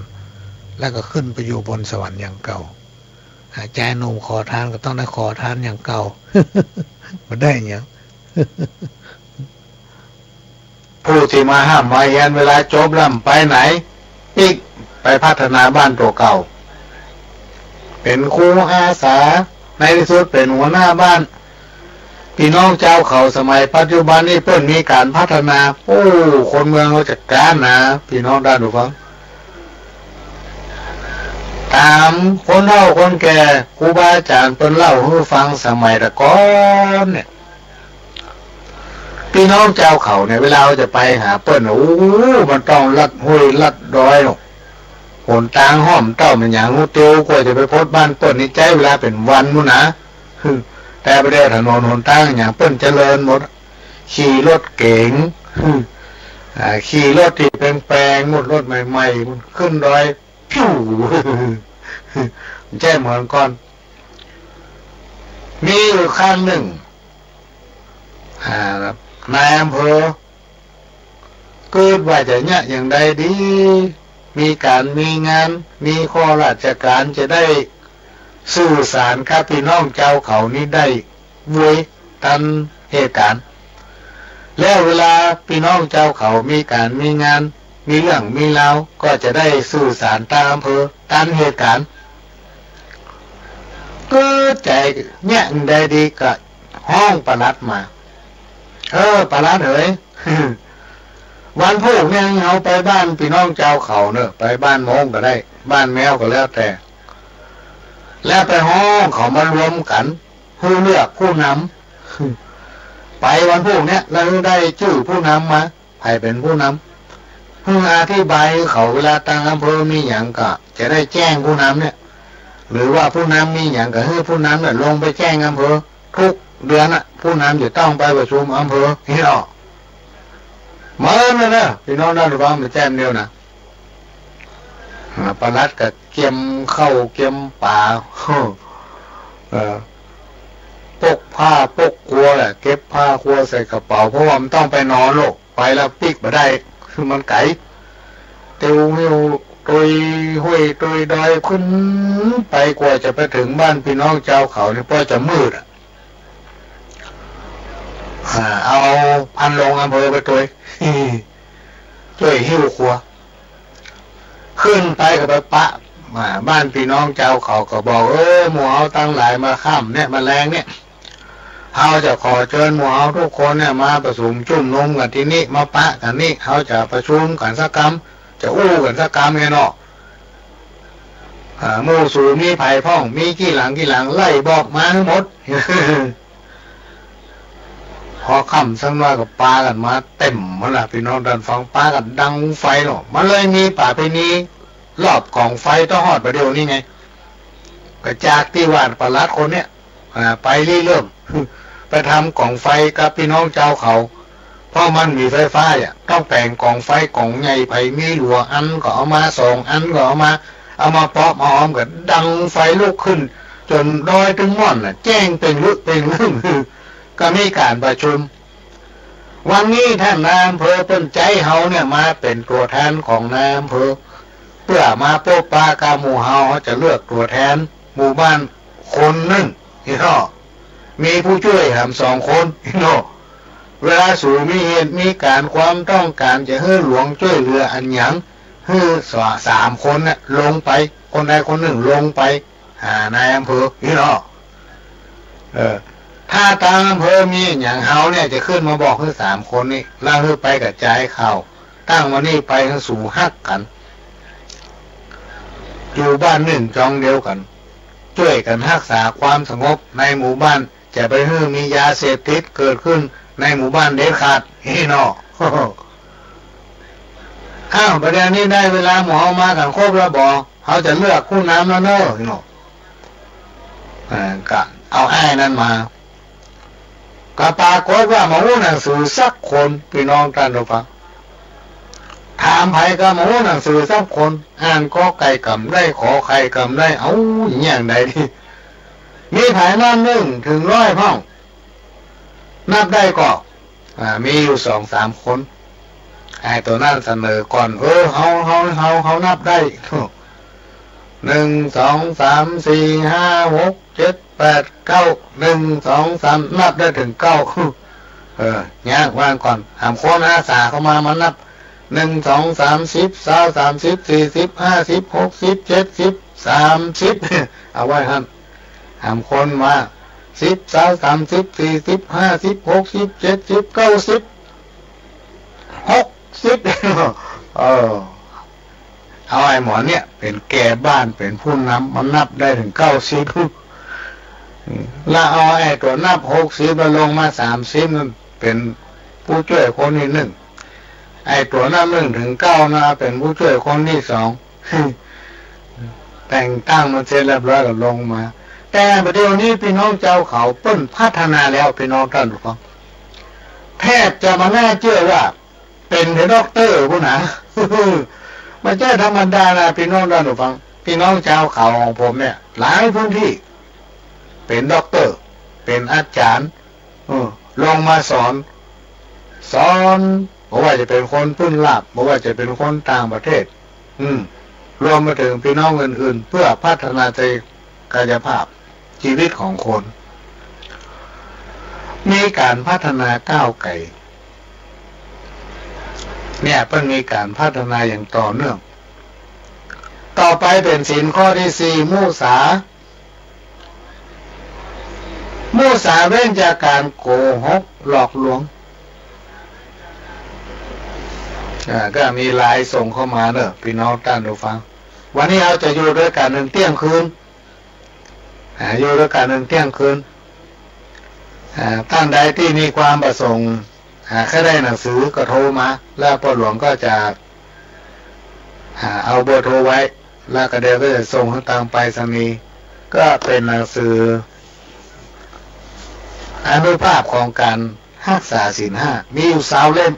หรือว่าใครอยู่ตามใกล้ตามหินจะมาเอาที่บ้านก็ได้ถ้ารอส่งมันเจ้า บางทีมันตามใจเนาะเพราะเวลาพ่อหลวงก็บอกให้มีวันนี่บอกให้มีเวลามีมันบอกว่าง ข้อที่4มุสาเว้นจากการโกหกหลอกลวงมันนำเอาสิ่งที่บ่มีมาอู้อันเนี้ยสำคัญพี่น้องท่านผู้ฟังทั้งหลายคนเรานี่มันชอบหาเรื่องชอบคิดเรื่องที่มันแบบเป็นเรื่องบางทีเรื่องที่ดีอู้แท้ๆบ่เอามาอู้เรื่องที่บ่ดีอู้เอามาอู้มันนั่นเป็นตัวยุคือเป็นพิษเทียงกันนี่โอ้สุดยอดแล้วคนเฮาเนี่ยพี่น้องท่านผู้ฟังมันไม่ใช่ถึงหมดนะบางพวกบางคนบ่ได้บ่เคารพความเป็นจริงบ่เคารพความจริงเวลาว่าอย่างไปเวลาเขาว่าอย่างมาเนี่ยมันบ่ถูกถ้าบ่ถูกนี่โคตรเอาว่านี่บ่จ้อยเนี่ยบ่ถูกโคตรจับใส่3 คนนี่ชอบโคนเอากำเก่ากำปีเลี้ยวปีซื้อน่ะไปอย่าไปจำเอามาอู้เอามาว่าเนี่ยอยู่ในศีลข้อนี้ใส่ความกันว่าคนนั้นว่าคนนี้ศีลข้อนี้เป็นรักษาไว้ซึ่งความสัตย์หรือว่าสัจจะก็จะทำให้ตัวเองพบปะกับความสุขความเจริญบอกว่าคนดีจะอยู่ในฐานะใดก็แล้วแต่คนไหนถ้ามีสัจจะมีความซื่อสัตย์สุจริตเนี่ยพี่น้องท่านผู้ฟังทำไปตามหน้าที่ของตนบอกว่าคนนั้นบอกว่าคนนี้อยู่ไปเหมือนดอกบัวลอยอยู่ในน้ำเวลาน้ำลงมันก็ลงเวลาน้ำขึ้นมันก็ขึ้นคนไหนถ้าปฏิบัติอย่างนี้ครูบาอาจารย์อย่าบอกว่าคนและผีสางนางไม้เทวบุตรเทวดาก็จะมาคุ้มครองรักษาคนอย่างเงี้ยตกน้ำบ่ไหลตกไฟบ่ไหม้นะตกน้ำบ่ไหลตกไฟบ่ไหม้เหมือนกับกรรมเก่าผู้หลวงเคยมาอู้คราวนี้เป็นครั้งที่10แล้วก็หา ผ่านกับพระฤาษี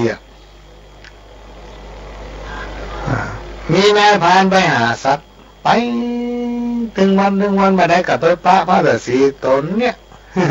นั่งภาวนาอยู่ฮะนะมีวันหนึ่งพานขึ้นไปอยู่บนป่ายดอยนะไปปะหมูป่าตัวหนึ่งกำลังจะตายดิ้นตายบนดอยพ่อมันอายุแก่แล้วหรอก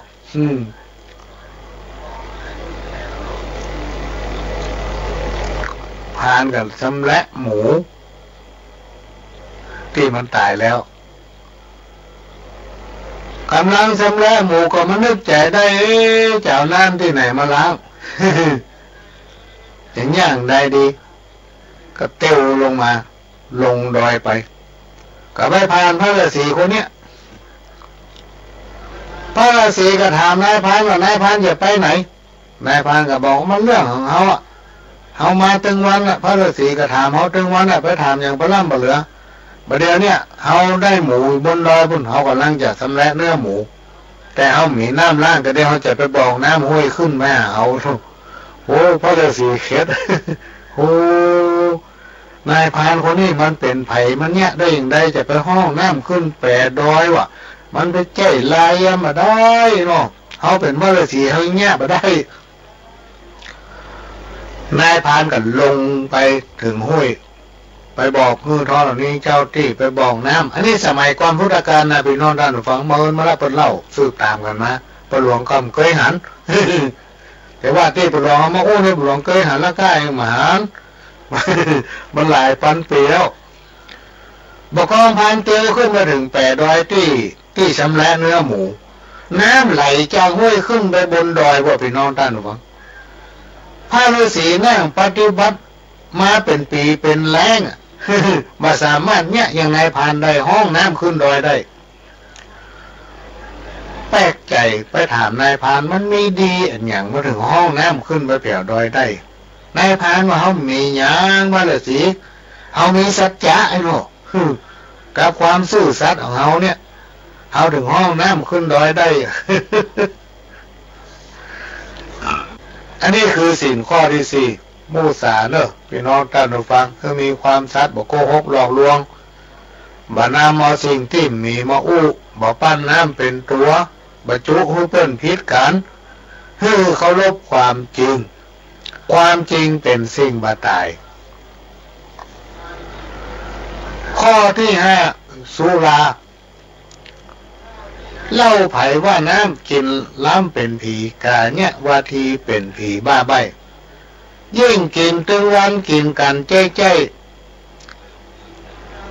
เป็นขี้เปี้ยไปกว่านัก กินแล้วตับแก่งอ่อนแห้งลมจักตายนักต่อนักลงแดงเว้นได้เว้นใส่กาเนี่ยเข้มแข็งเพิ่งย่างไอ้พ่องนี่เราบอกว่าเป็นผู้เว้นพี่น้องท่านผู้ฟังสินข้อห้านี่สุราเว้นจากการดื่มน้ำเมาและสิ่งเสพติดหือโทษสิ่งที่กล่าวมานี้ทำให้คนเอาขาดสติและก็ลืมตัวและยังเป็นสาเหตุให้กระทำความผิดการดื่มน้ำเมารวมไปถึงสิ่งเสพติดทั้งหลายทั้งปวงนอกจากจะมีผลโดยตรงต่อสมองหรือว่าสติยังมีผลต่อร่างกายเป็นที่มาของโรคร้ายไปที่ในสังคมรังเกียจนอกจากนี้ศีลทั้งห้าข้อเปิ้นยังสอนให้คนเอาบริโภคอย่างมีสติเป็นต้นว่าบริโภคอาหารบริโภคทรัพย์บริโภคอำนาจปัญหาที่เกิดขึ้นถึงวันนี่เพราะว่าคนเอาตั้งหลายมัวบริโภคสิ่งเหล่านี้โดยขาดสติสิ่งทั้งห้าข้อนี้เป็นสิ่งที่ล้ำค่ามีความสำคัญในการดำรงชีวิตประจำวันของคนเฮาถ้าไผคนใดทำได้ทำให้มีอายุมั่นยืนยาวปราศจากโรคภัยไข้เจ็บเคราะห์ร้ายมาเบียดเบียนและสิ่งทั้งห้าข้อเป็นพื้นฐานที่คนเฮานำปฏิบัติและจะเกิดความสุขก็ขอขอบพระคุณพี่น้องที่อยู่กรุงเทพมหานคร พี่น้องที่อยู่สุพรรณบุรีพี่น้องที่อยู่หลองและก็แปะพี่น้องที่อยู่เชียงรายสันทรายและก็ดอยสะเก็ดตามใกล้ตามหิมที่จะฟังรายการจากพ่อหลวงรายการของพ่อหลวงนี้ออนไลน์ไปทั่วโลกพี่น้องท่านผู้ฟังอยู่ต่างประเทศก็ฟังได้แต่กี้นี่ก็มีส่งข้อความมาจากต่างประเทศว่ากำลังฟังรายการของท่านทุกเจ้าอยู่นึกว่าเป็นทุกเจ้าพี่น้องที่ฟังรายการของพ่อหลวงทางอินเทอร์เน็ตฟังทางโทรศัพท์ฟังทางไหนก็แล้วแต่ก็ต้องขอกราบขอบพระคุณเป็นอย่างสูงก็เป็นรายการที่ชาวบ้านพี่น้องท่านผู้ฟังมามาปะกับพี่น้องท่านผู้ฟังก็จะนำเอาสาระเป็นประสบการณ์ของชีวิตเป็นการสั่งสอนของพระเถระครูบาอาจารย์ที่จำอันน้อยนี่น้อยมาเพาะมาหอมกันกะอ่านว่ามีประโยชน์ก็มาเล่าให้ฟังเป็นรายการที่ตัวแทนของชาวบ้านมาก็ต้องขอสุมาสำหรับท่านดูโทรศัพท์บางทีก็ประทานฮับบางทีก็ฮับมาได้บางทีก็อยู่กับผู้หลักผู้ใหญ่สนทนากันอยู่กับเปิ้ลฮับโทรศัพท์ก็มันน่าเกลียดบางทีแต่พวกเรานี่มันปิดนอกจากจะปิดเสียงแล้วมันจะไม่ได้ยินเวลาอยู่ในห้องประชุมห้องสัมมนาเนี่ยพี่น้องท่านฟังมาได้ยินก็จะมาเปิดดูทีหลังหรือว่าท่านจะเขียนข้อความไว้จะดีขนาดเลยเพราะว่าหมูจ้างเบอร์โทรไผ่เป็นไผ่หมูมานี้เป็นสาวสายผมไปจ้างโทรหาไผ่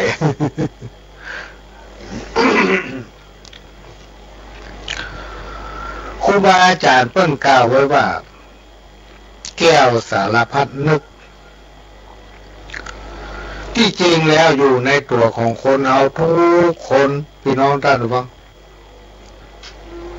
มันไม่ได้อยู่ที่เงินที่ทองแต่มันอยู่ที่การใช้ความคิดคนผู้ใดถ้าอยากให้เปิ้นคนอื่นหันคุณค่าของตนเอง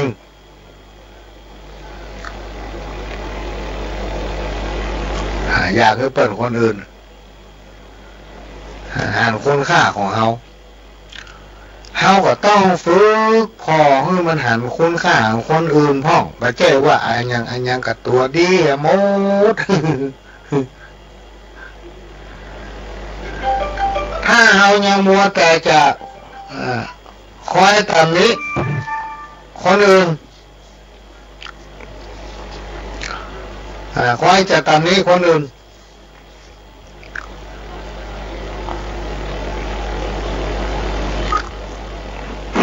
เดี๋ยวต้องขอเนี่ยพี่น้องท่านฟังมี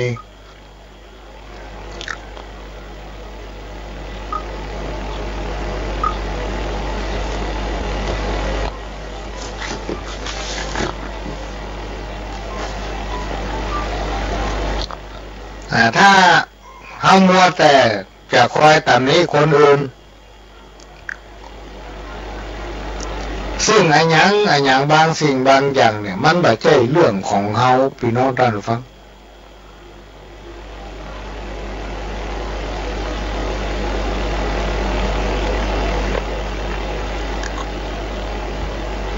มันไม่ใช่เรื่องของเฮา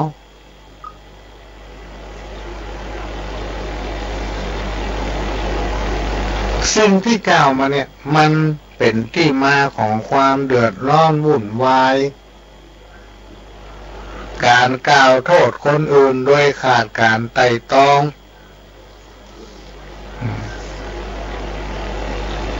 เป็นการสั่งสมซึ่งความทุกข์คือแก่ตนเองความทุกข์ยากเดือดร้อนเป็นสิ่งที่น่ากลัวบ่มีไผใครอยากได้มีไผพ่องใครได้ความทุกข์ เวลาไปหลวงไปไหนไปหลวงจะบอก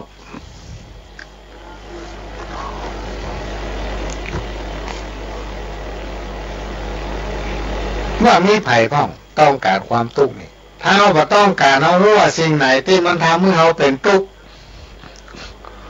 จะไปใกล้มัน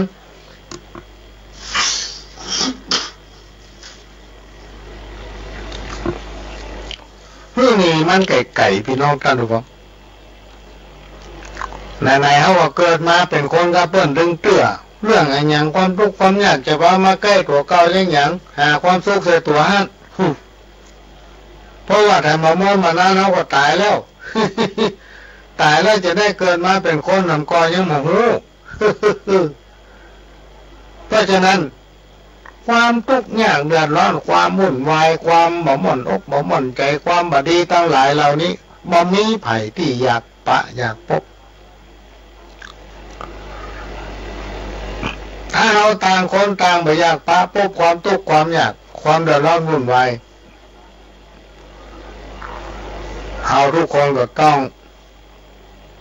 ต่างคนต่างก็ทำตามหน้าที่ของภัยของมันนำเอาสิ่งดีๆมามาบอกมาเล่าสู่กันฟังประพฤติปฏิบัติตนให้อยู่ในกรอบของศีลธรรมก็คือศีล 5 ข้อที่ว่ากี้นั้นอันนี้อย่างบางคนบอกกองเปิ้นบอกให้หมู่บ้านแต่ละหมู่เนี่ยรักษาศีล 5ให้เป็นหมู่บ้านศีล 5ถึงอ้าปากแหงนขึ้นฟ้าพุ่นน่ะกันละกูก็มี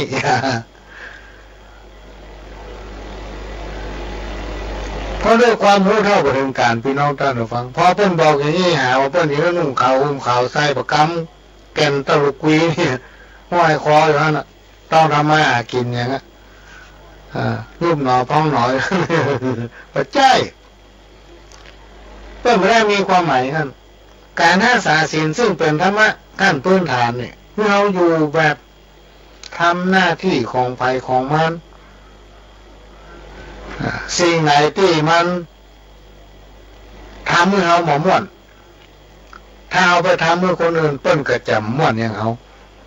ถ้าเอาด่าเปิ้นก็ต้องด่าเขาบ่ด่าเปิ้นก็บ่ด่าเขาทำไปตามหน้าที่ของไปของมันแล้วความร่มเย็นเป็นสุขจะมันเกิดขึ้นกับตัวเขาเองวิบากกรรมต่างๆก็จะลดน้อยและก็หายไปจะพบแต่ความสุข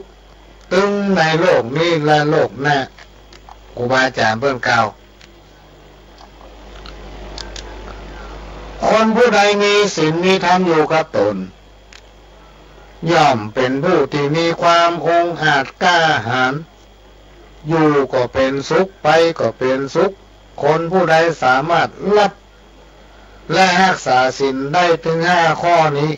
ไว้ได้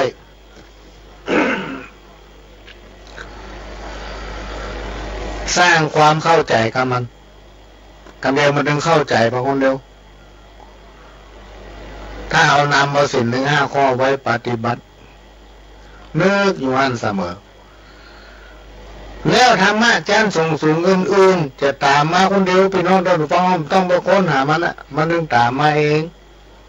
ถ้าปฏิบัติ 5 ข้อนี้ได้แล้วสิ่งใดที่เรารู้ว่ามันเป็นโทษมันบ่ดีอย่าไปทำอย่าไปเงี้ยคือทำความดีไปเป็นวันไปเป็นวั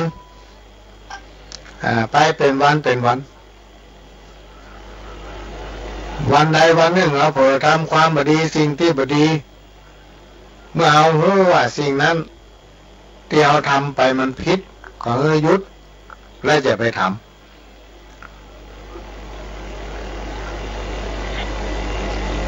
อย่างเงี้ยเพิ่มความระมัดระวังผู้ที่สำนึกพี่น้องท่านผู้ฟังย่อมได้รับการให้อภัยในโลกมนุษย์เนี่ยมันมีกฎหมายพี่น้องท่านผู้ฟังมีกฎหมายอย่างตอนเนี้ยแจ้งมาตราอย่างเมื่อเอารับสารภาพหรือว่าเป็นประโยชน์ต่อการพิจารณาต้นก็ลดหย่อนผ่อนโทษขออุทธรณ์ได้มีการอภัยอยู่เสมอแต่ในโลกวิญญาณโลกไปหน้าที่เราจะต้องไปกันทุกคนเนี่ย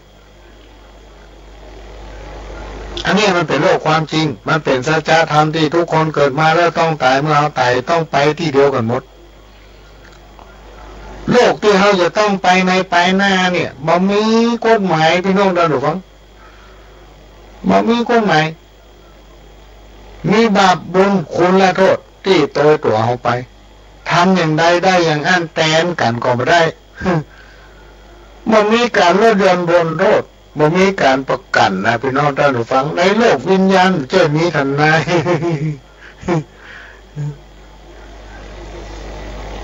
บางคนถามตายแล้วไปไหนพ่อหลวงเขาก็บอกว่าตายแล้วไปไหนเพราะเขาเคยตายลูก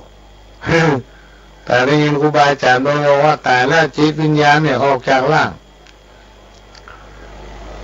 สมัยก่อนพี่ตายครูบาถ้าจำมาพิษได้เป็นครูบาไอ้กุยเนาะผลอู้ว่ามีคนที่ข้างวัดนั่น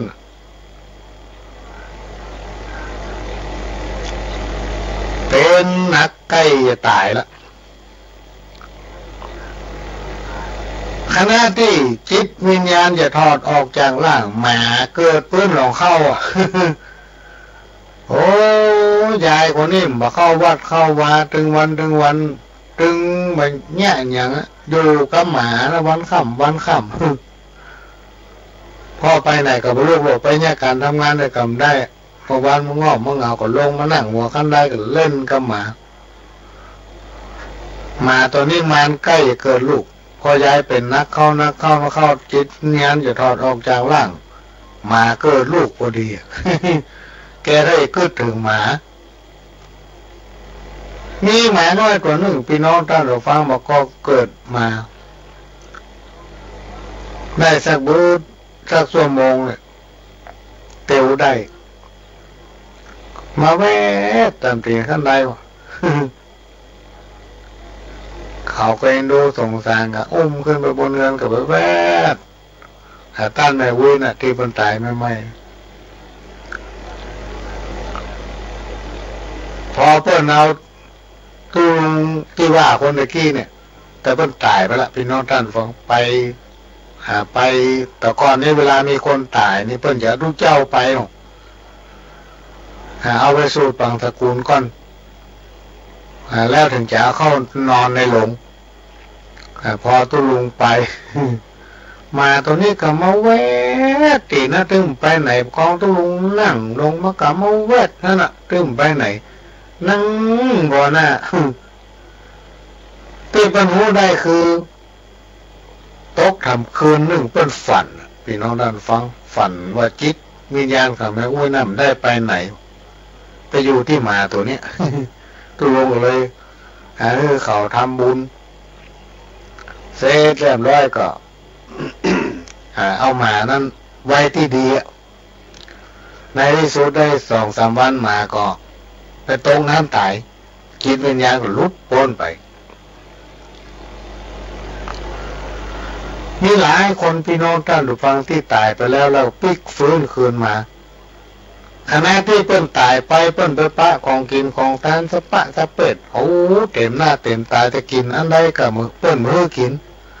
คอแห้งอยากกินน้ำเปิ้นก็มือกินมีหนตาสายหนึ่งงามเลียดคอที่สู้สุดเจนหูเจนตาจะเตียวไปเปิ้นก็มือไปว่ามึงไปทางนี้บ่ได้เมื่อมึงยังคนมึงทำบุญทำทานแบบแปลงถนนหนทางว่ะมึงก็เริ่มมีกุศลอยู่มีบุญที่ได้เตียวเมื่อเขาลัดปาโค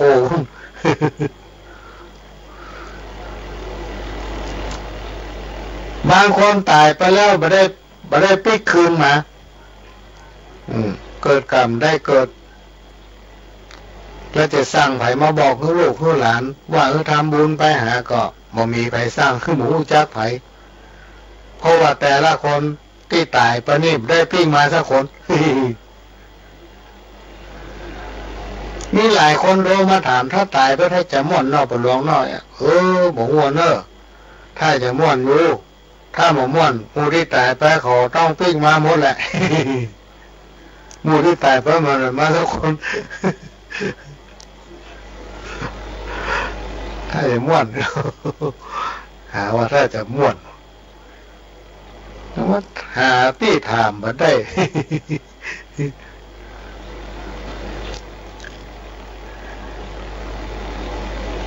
พี่น้องท่านดูฟังในสมัยพุทธกาลที่องค์คุริมานเนี่ยที่จริงอะเปิ้นเป็นคนดีเมื่อสมัยเป็นละอ่อนนี่เปิ้นมีความฉลาดเฉลียวว่านอนสอนง่ายเป็นคนที่หู้กำแต่ไปโดนยุไปอยู่กับคนพาลเลยกลายเป็นพาลในที่สุดก็โดนยุไปฆ่าคนเป็นร้อยเป็นพันต่อมาก็ไล่ฆ่าพระพุทธเจ้าเนี่ยขณะที่พระพุทธองค์เดินบิณฑบาตไล่ในกับบัตตันหาว่าพระพุทธเจ้านี่โกหกว่องไหนว่ายุดแล้วถ้ายุดแล้วเขาต้องไล่ตันกันนี่เขาไล่ในกับบัตตันแสดงว่าไม่ได้ยุดเป็นพระจะได้ว่าโกหกพระพุทธเจ้าหรือพระพุทธองค์ก็บอกว่าเขายุดแล้ว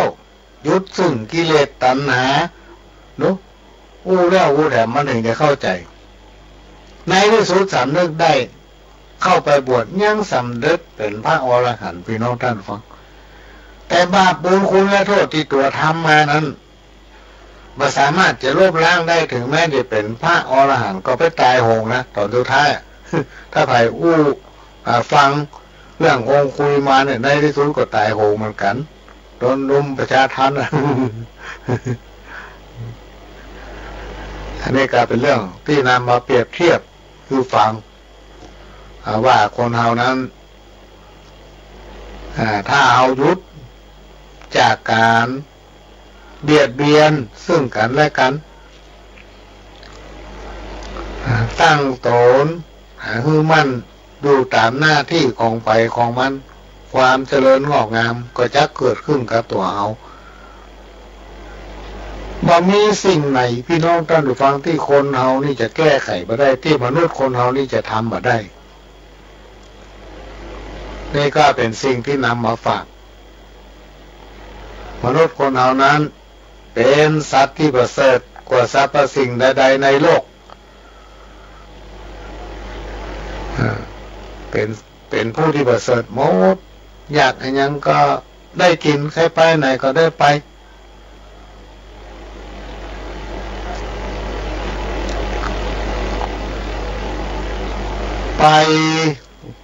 กรุงเทพ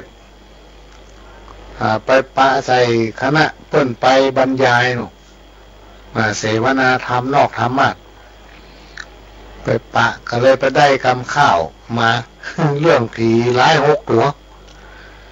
ผีตัวหนึ่งชอบสุราเป็นอาจินไม่ชอบกินข้าวปลาเป็นอาหารผีที่2ชอบเที่ยวยามวิกาลไม่รักบ้านรักลูกรักเมียตนผีที่3ชอบดูการละเล่นไม่เว้นบาขับละครโขนผีที่4คบคนชั่วมั่วกับโจรหนีไม่พ้นอาญาตาแผ่นดินผีที่5ชอบเล่นการพนันแม้กีฬาบัตรสารพัดถั่วโปไฮโลสิ้นผีที่6เกียรติค้านการทำกินมีทั้งสิ้น6ผีอับปรีเอ่ยก็ได้มีโอกาสไปนั่งสนทนากับเปิ้นแล้วเรื่องผีร้ายเขาสิงเล่า แล้วก็เล่ามาสิงคนนำกันนะพี่น้องด้านฟังผีร้ายนี่ไปสิงเล่าก็มาสิงคน ลองกินไปเดี๋ยวกลายเป็นเหล้าสิงคนละ เป็นเหล้ากินคนไม่ใช่คนกินเหล้าสร้างกุศลตนเหล้าไม่เอานะควรจะละให้ขาดประกาศสั่งดื่มสุรายาเมาเอาบุญบังมันน่าชังเหลือฝืนถ้าขืนมีเป็นชาวพุทธควรถือคือสัจจะควรรู้ละบางอย่างในบางที่ในเขตวัดพุทธสถานลานเจดีย์ไม่ควรมีสิ่งชั่วเรื่องมัวเมาอันสุราเมลัยใครเสพติด พาชีวิตมืดมนจนสิบหาย1สินทรัพย์ของตนเองพันวอดวาย2อาจตายด้วยทะเลาะเพราะความเมา3เจ็บป่วยด้วยโรคาพยาธิ4คนตำหนิอันนี้บดีนินทาพาอับเถา5หน้าด้านหนักหนาเวลาเมา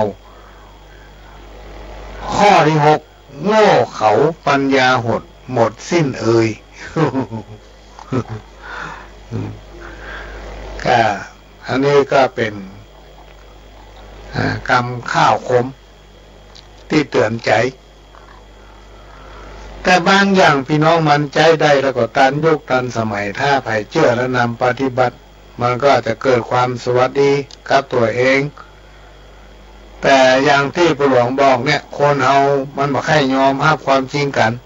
อันใดที่เพิ่นห้ามว่าบ่ดีมันชอบฝืนชอบทำนะเพิ่นว่าบ่ดีมันชอบเนี่ย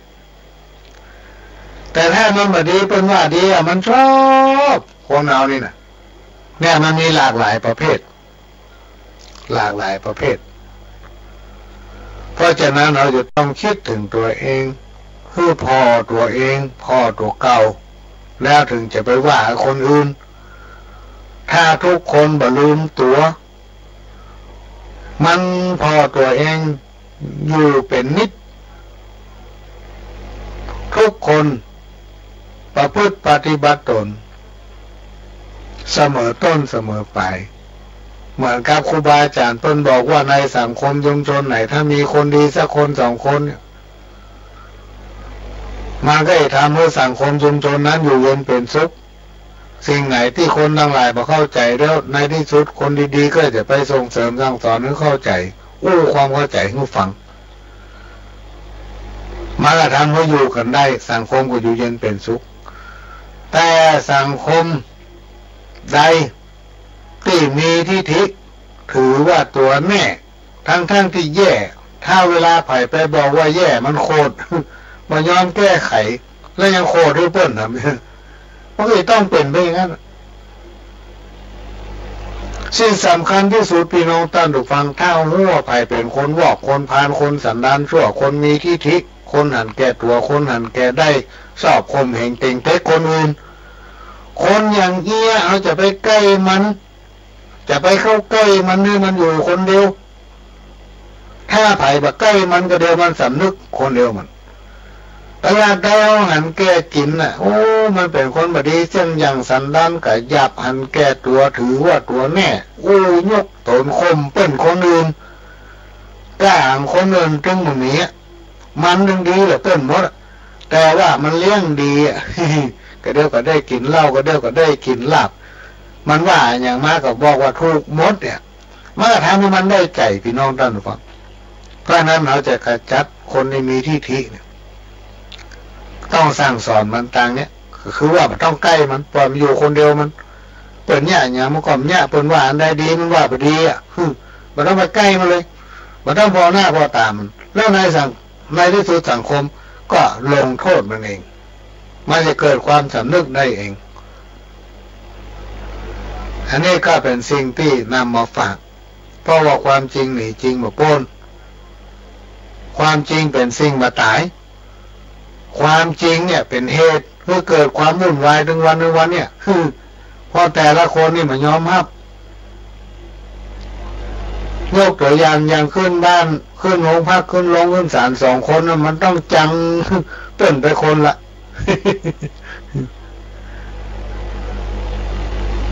เนี่ยที่เปิ้นให้เอาศีลธรรมเข้าสังคมชุมชนเนี่ยพี่น้องท่านผู้ฟังเพื่อให้คนในสังคมชุมชนรู้จักศีลจักธรรมพอคนรู้จักศีลจักธรรมแล้วทิฐิในตัวเนี่ยมันจะลดลงกรรมที่ครูบาอาจารย์ว่าไว้ยังติดปากตัวหลวงอยู่เสมอคิดตัวอยู่ถึงวันนะถ้าไปป้าไผ่ก็เข้าหูคนเวลาอย่างไปอย่างมันเป็นทำอย่างนี่นะแล้วมันชอบคมเปิ้นคนอื่นเขาก็ถือว่าจะมันเถอะทิฐิของมันสันดานมันเป็นอย่างนั้น ครูบาอาจารย์เพิ่นอย่าบอกว่าคนเฮานี่มีสันดานเหมือนกันคู่โคนนะพี่น้องท่านผู้ฟังมีทุกคนแต่ว่ามันจะอยู่ที่ว่าพื้นฐานการศึกษาพื้นฐานความเป็นอยู่พื้นฐานจากการที่ได้รับอบรมจากสภาพแวดล้อมถ้าจิตใจเขาสูงสันดานน่ะมันอยู่เลือกลงไป ถ้าจิตใจเขาต่ำสันดานน่ะมันจะอยู่ตื่นมาที่เป็นต้นธรรมะอันเป็นคำสั่งสอนขององค์พระสัมมาสัมพุทธเจ้าในทางพระพุทธศาสนานั้นง่ายแบบชาวบ้านท่านสอนให้คนเฮารู้จักตัวเองที่มันมีปัญหาอยู่ในสังคมถึงวันนี้เพราะว่าคนเฮาบ่รู้จักหน้าที่ของตัวเก่าเมื่อเฮาทุกคนเข้าใจในหน้าที่ของตัวเก่าและก็ตั้งสติไว้ให้มั่นไว้ให้พร้อมก็วันไหวชีวิตของคนเฮาทุกคนก็จะมีความสุขและสิ่งที่ทุกคนจะหนีบ่พ้นพี่น้องท่านผู้ฟังก็คือเรื่องความสุขเรื่องความทุกข์เรื่องโชคดีโชคร้ายเนี่ยรวมไปถึงปัญหาสปะ108คนที่ทำงานนี่มักจะประสบปัญหายิ่งทำไปมันก็มีปัญหาไปติ๊กเขาก็ทำไปแก้ไปเพราะเพิ่นบอกว่าปัญหานั้นมีไว้ให้แก้มันก็จะต้องมีคนที่พบปัญหาอย่างสักอย่างคือคนที่มันเนี่ยอย่างสักอย่างมันก็ตึงมีอุปสรรคอย่างมาขวางมันนะเพราะมันเนี่ยอย่างโลกคนที่เป็นเนี่ยการทำงาน ยิ่งการบริหารคนนี่พี่น้องท่านผู้ฟังปัญหา108มันถึงมีขึ้นมาถึงวันเมื่อเราได้คิดเมื่อเราได้แก้การที่จะแก้ไขปัญหาทุกอย่างเมื่อลุล่วงก็จะต้องมีการยอมรับซึ่งกันและกันด้วยการร่วมกันเอาสติปัญญาเอาประสบการณ์มานั่งทำความเข้าใจพบปะกันบ่อย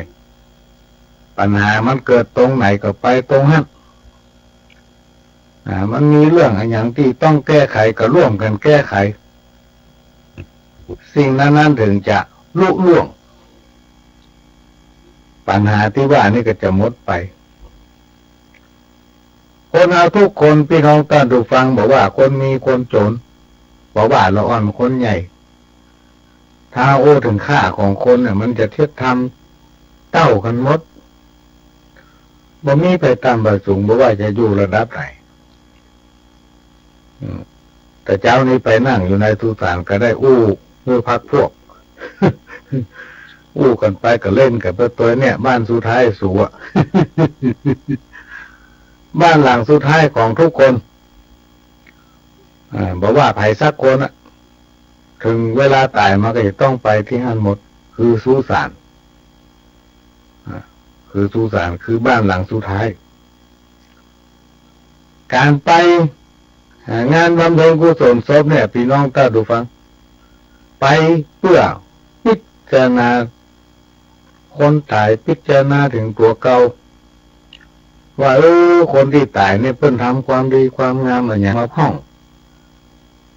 ตั้งแต่ละอ่อนถึงใหญ่แต่ภาพความเป็นอยู่การช่วยเหลือกิจกรรมงานสาธารณะต่างๆเนี่ยบอกว่าวัดบ้านโรงเรียนเพิ่นได้เนี่ยอย่างไว้ก็น้อมรำลึกถึงแล้วให้มาพิจารณาถึงตัวเองพิจารณาถึงตัวเฮาว่าแถมมาเมินเฮาก็ต้องเป็นอย่างเงี้ย วันนี้เฮาได้เนี่ยอย่างอยู่ในขณะที่ใจเฮาก็มี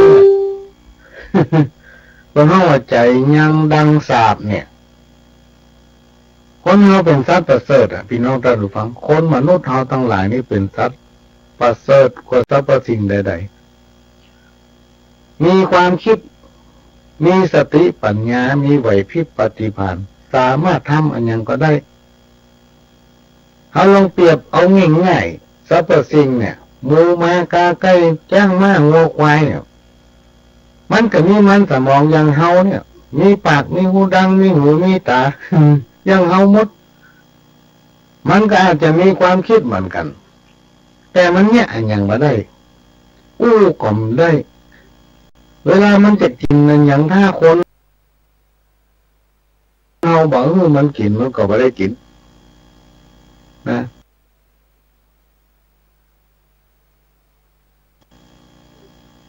แล้วครูบาอาจารย์เพิ่นยังบอกว่าสัตว์ที่มีกรรมวิบากนักที่สุดเนี่ยพี่น้องท่านวางคืออย่างไปพอเอาป่าป่าที่มันอยู่ในหนองป่าที่มันขังอยู่ในบ่อ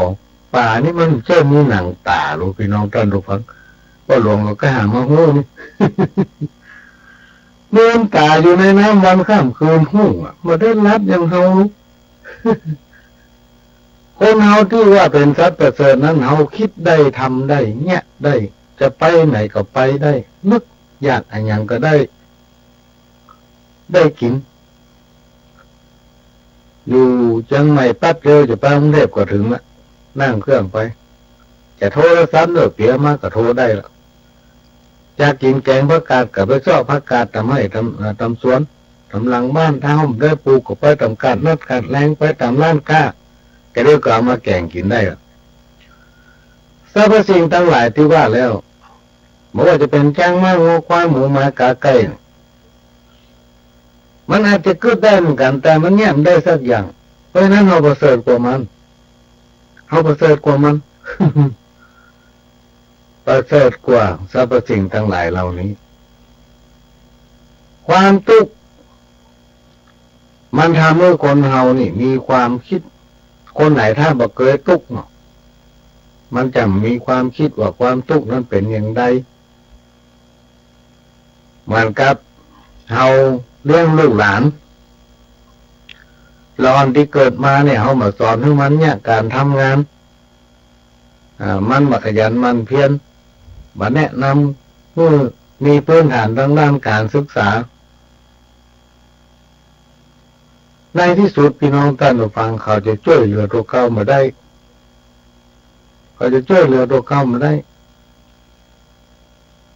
เพราะนั้นเมื่อทุกคนมีความคิดเขาก็จะต้องสอนให้เขามีความคิดสอนให้เขาเป็นคนฉลาด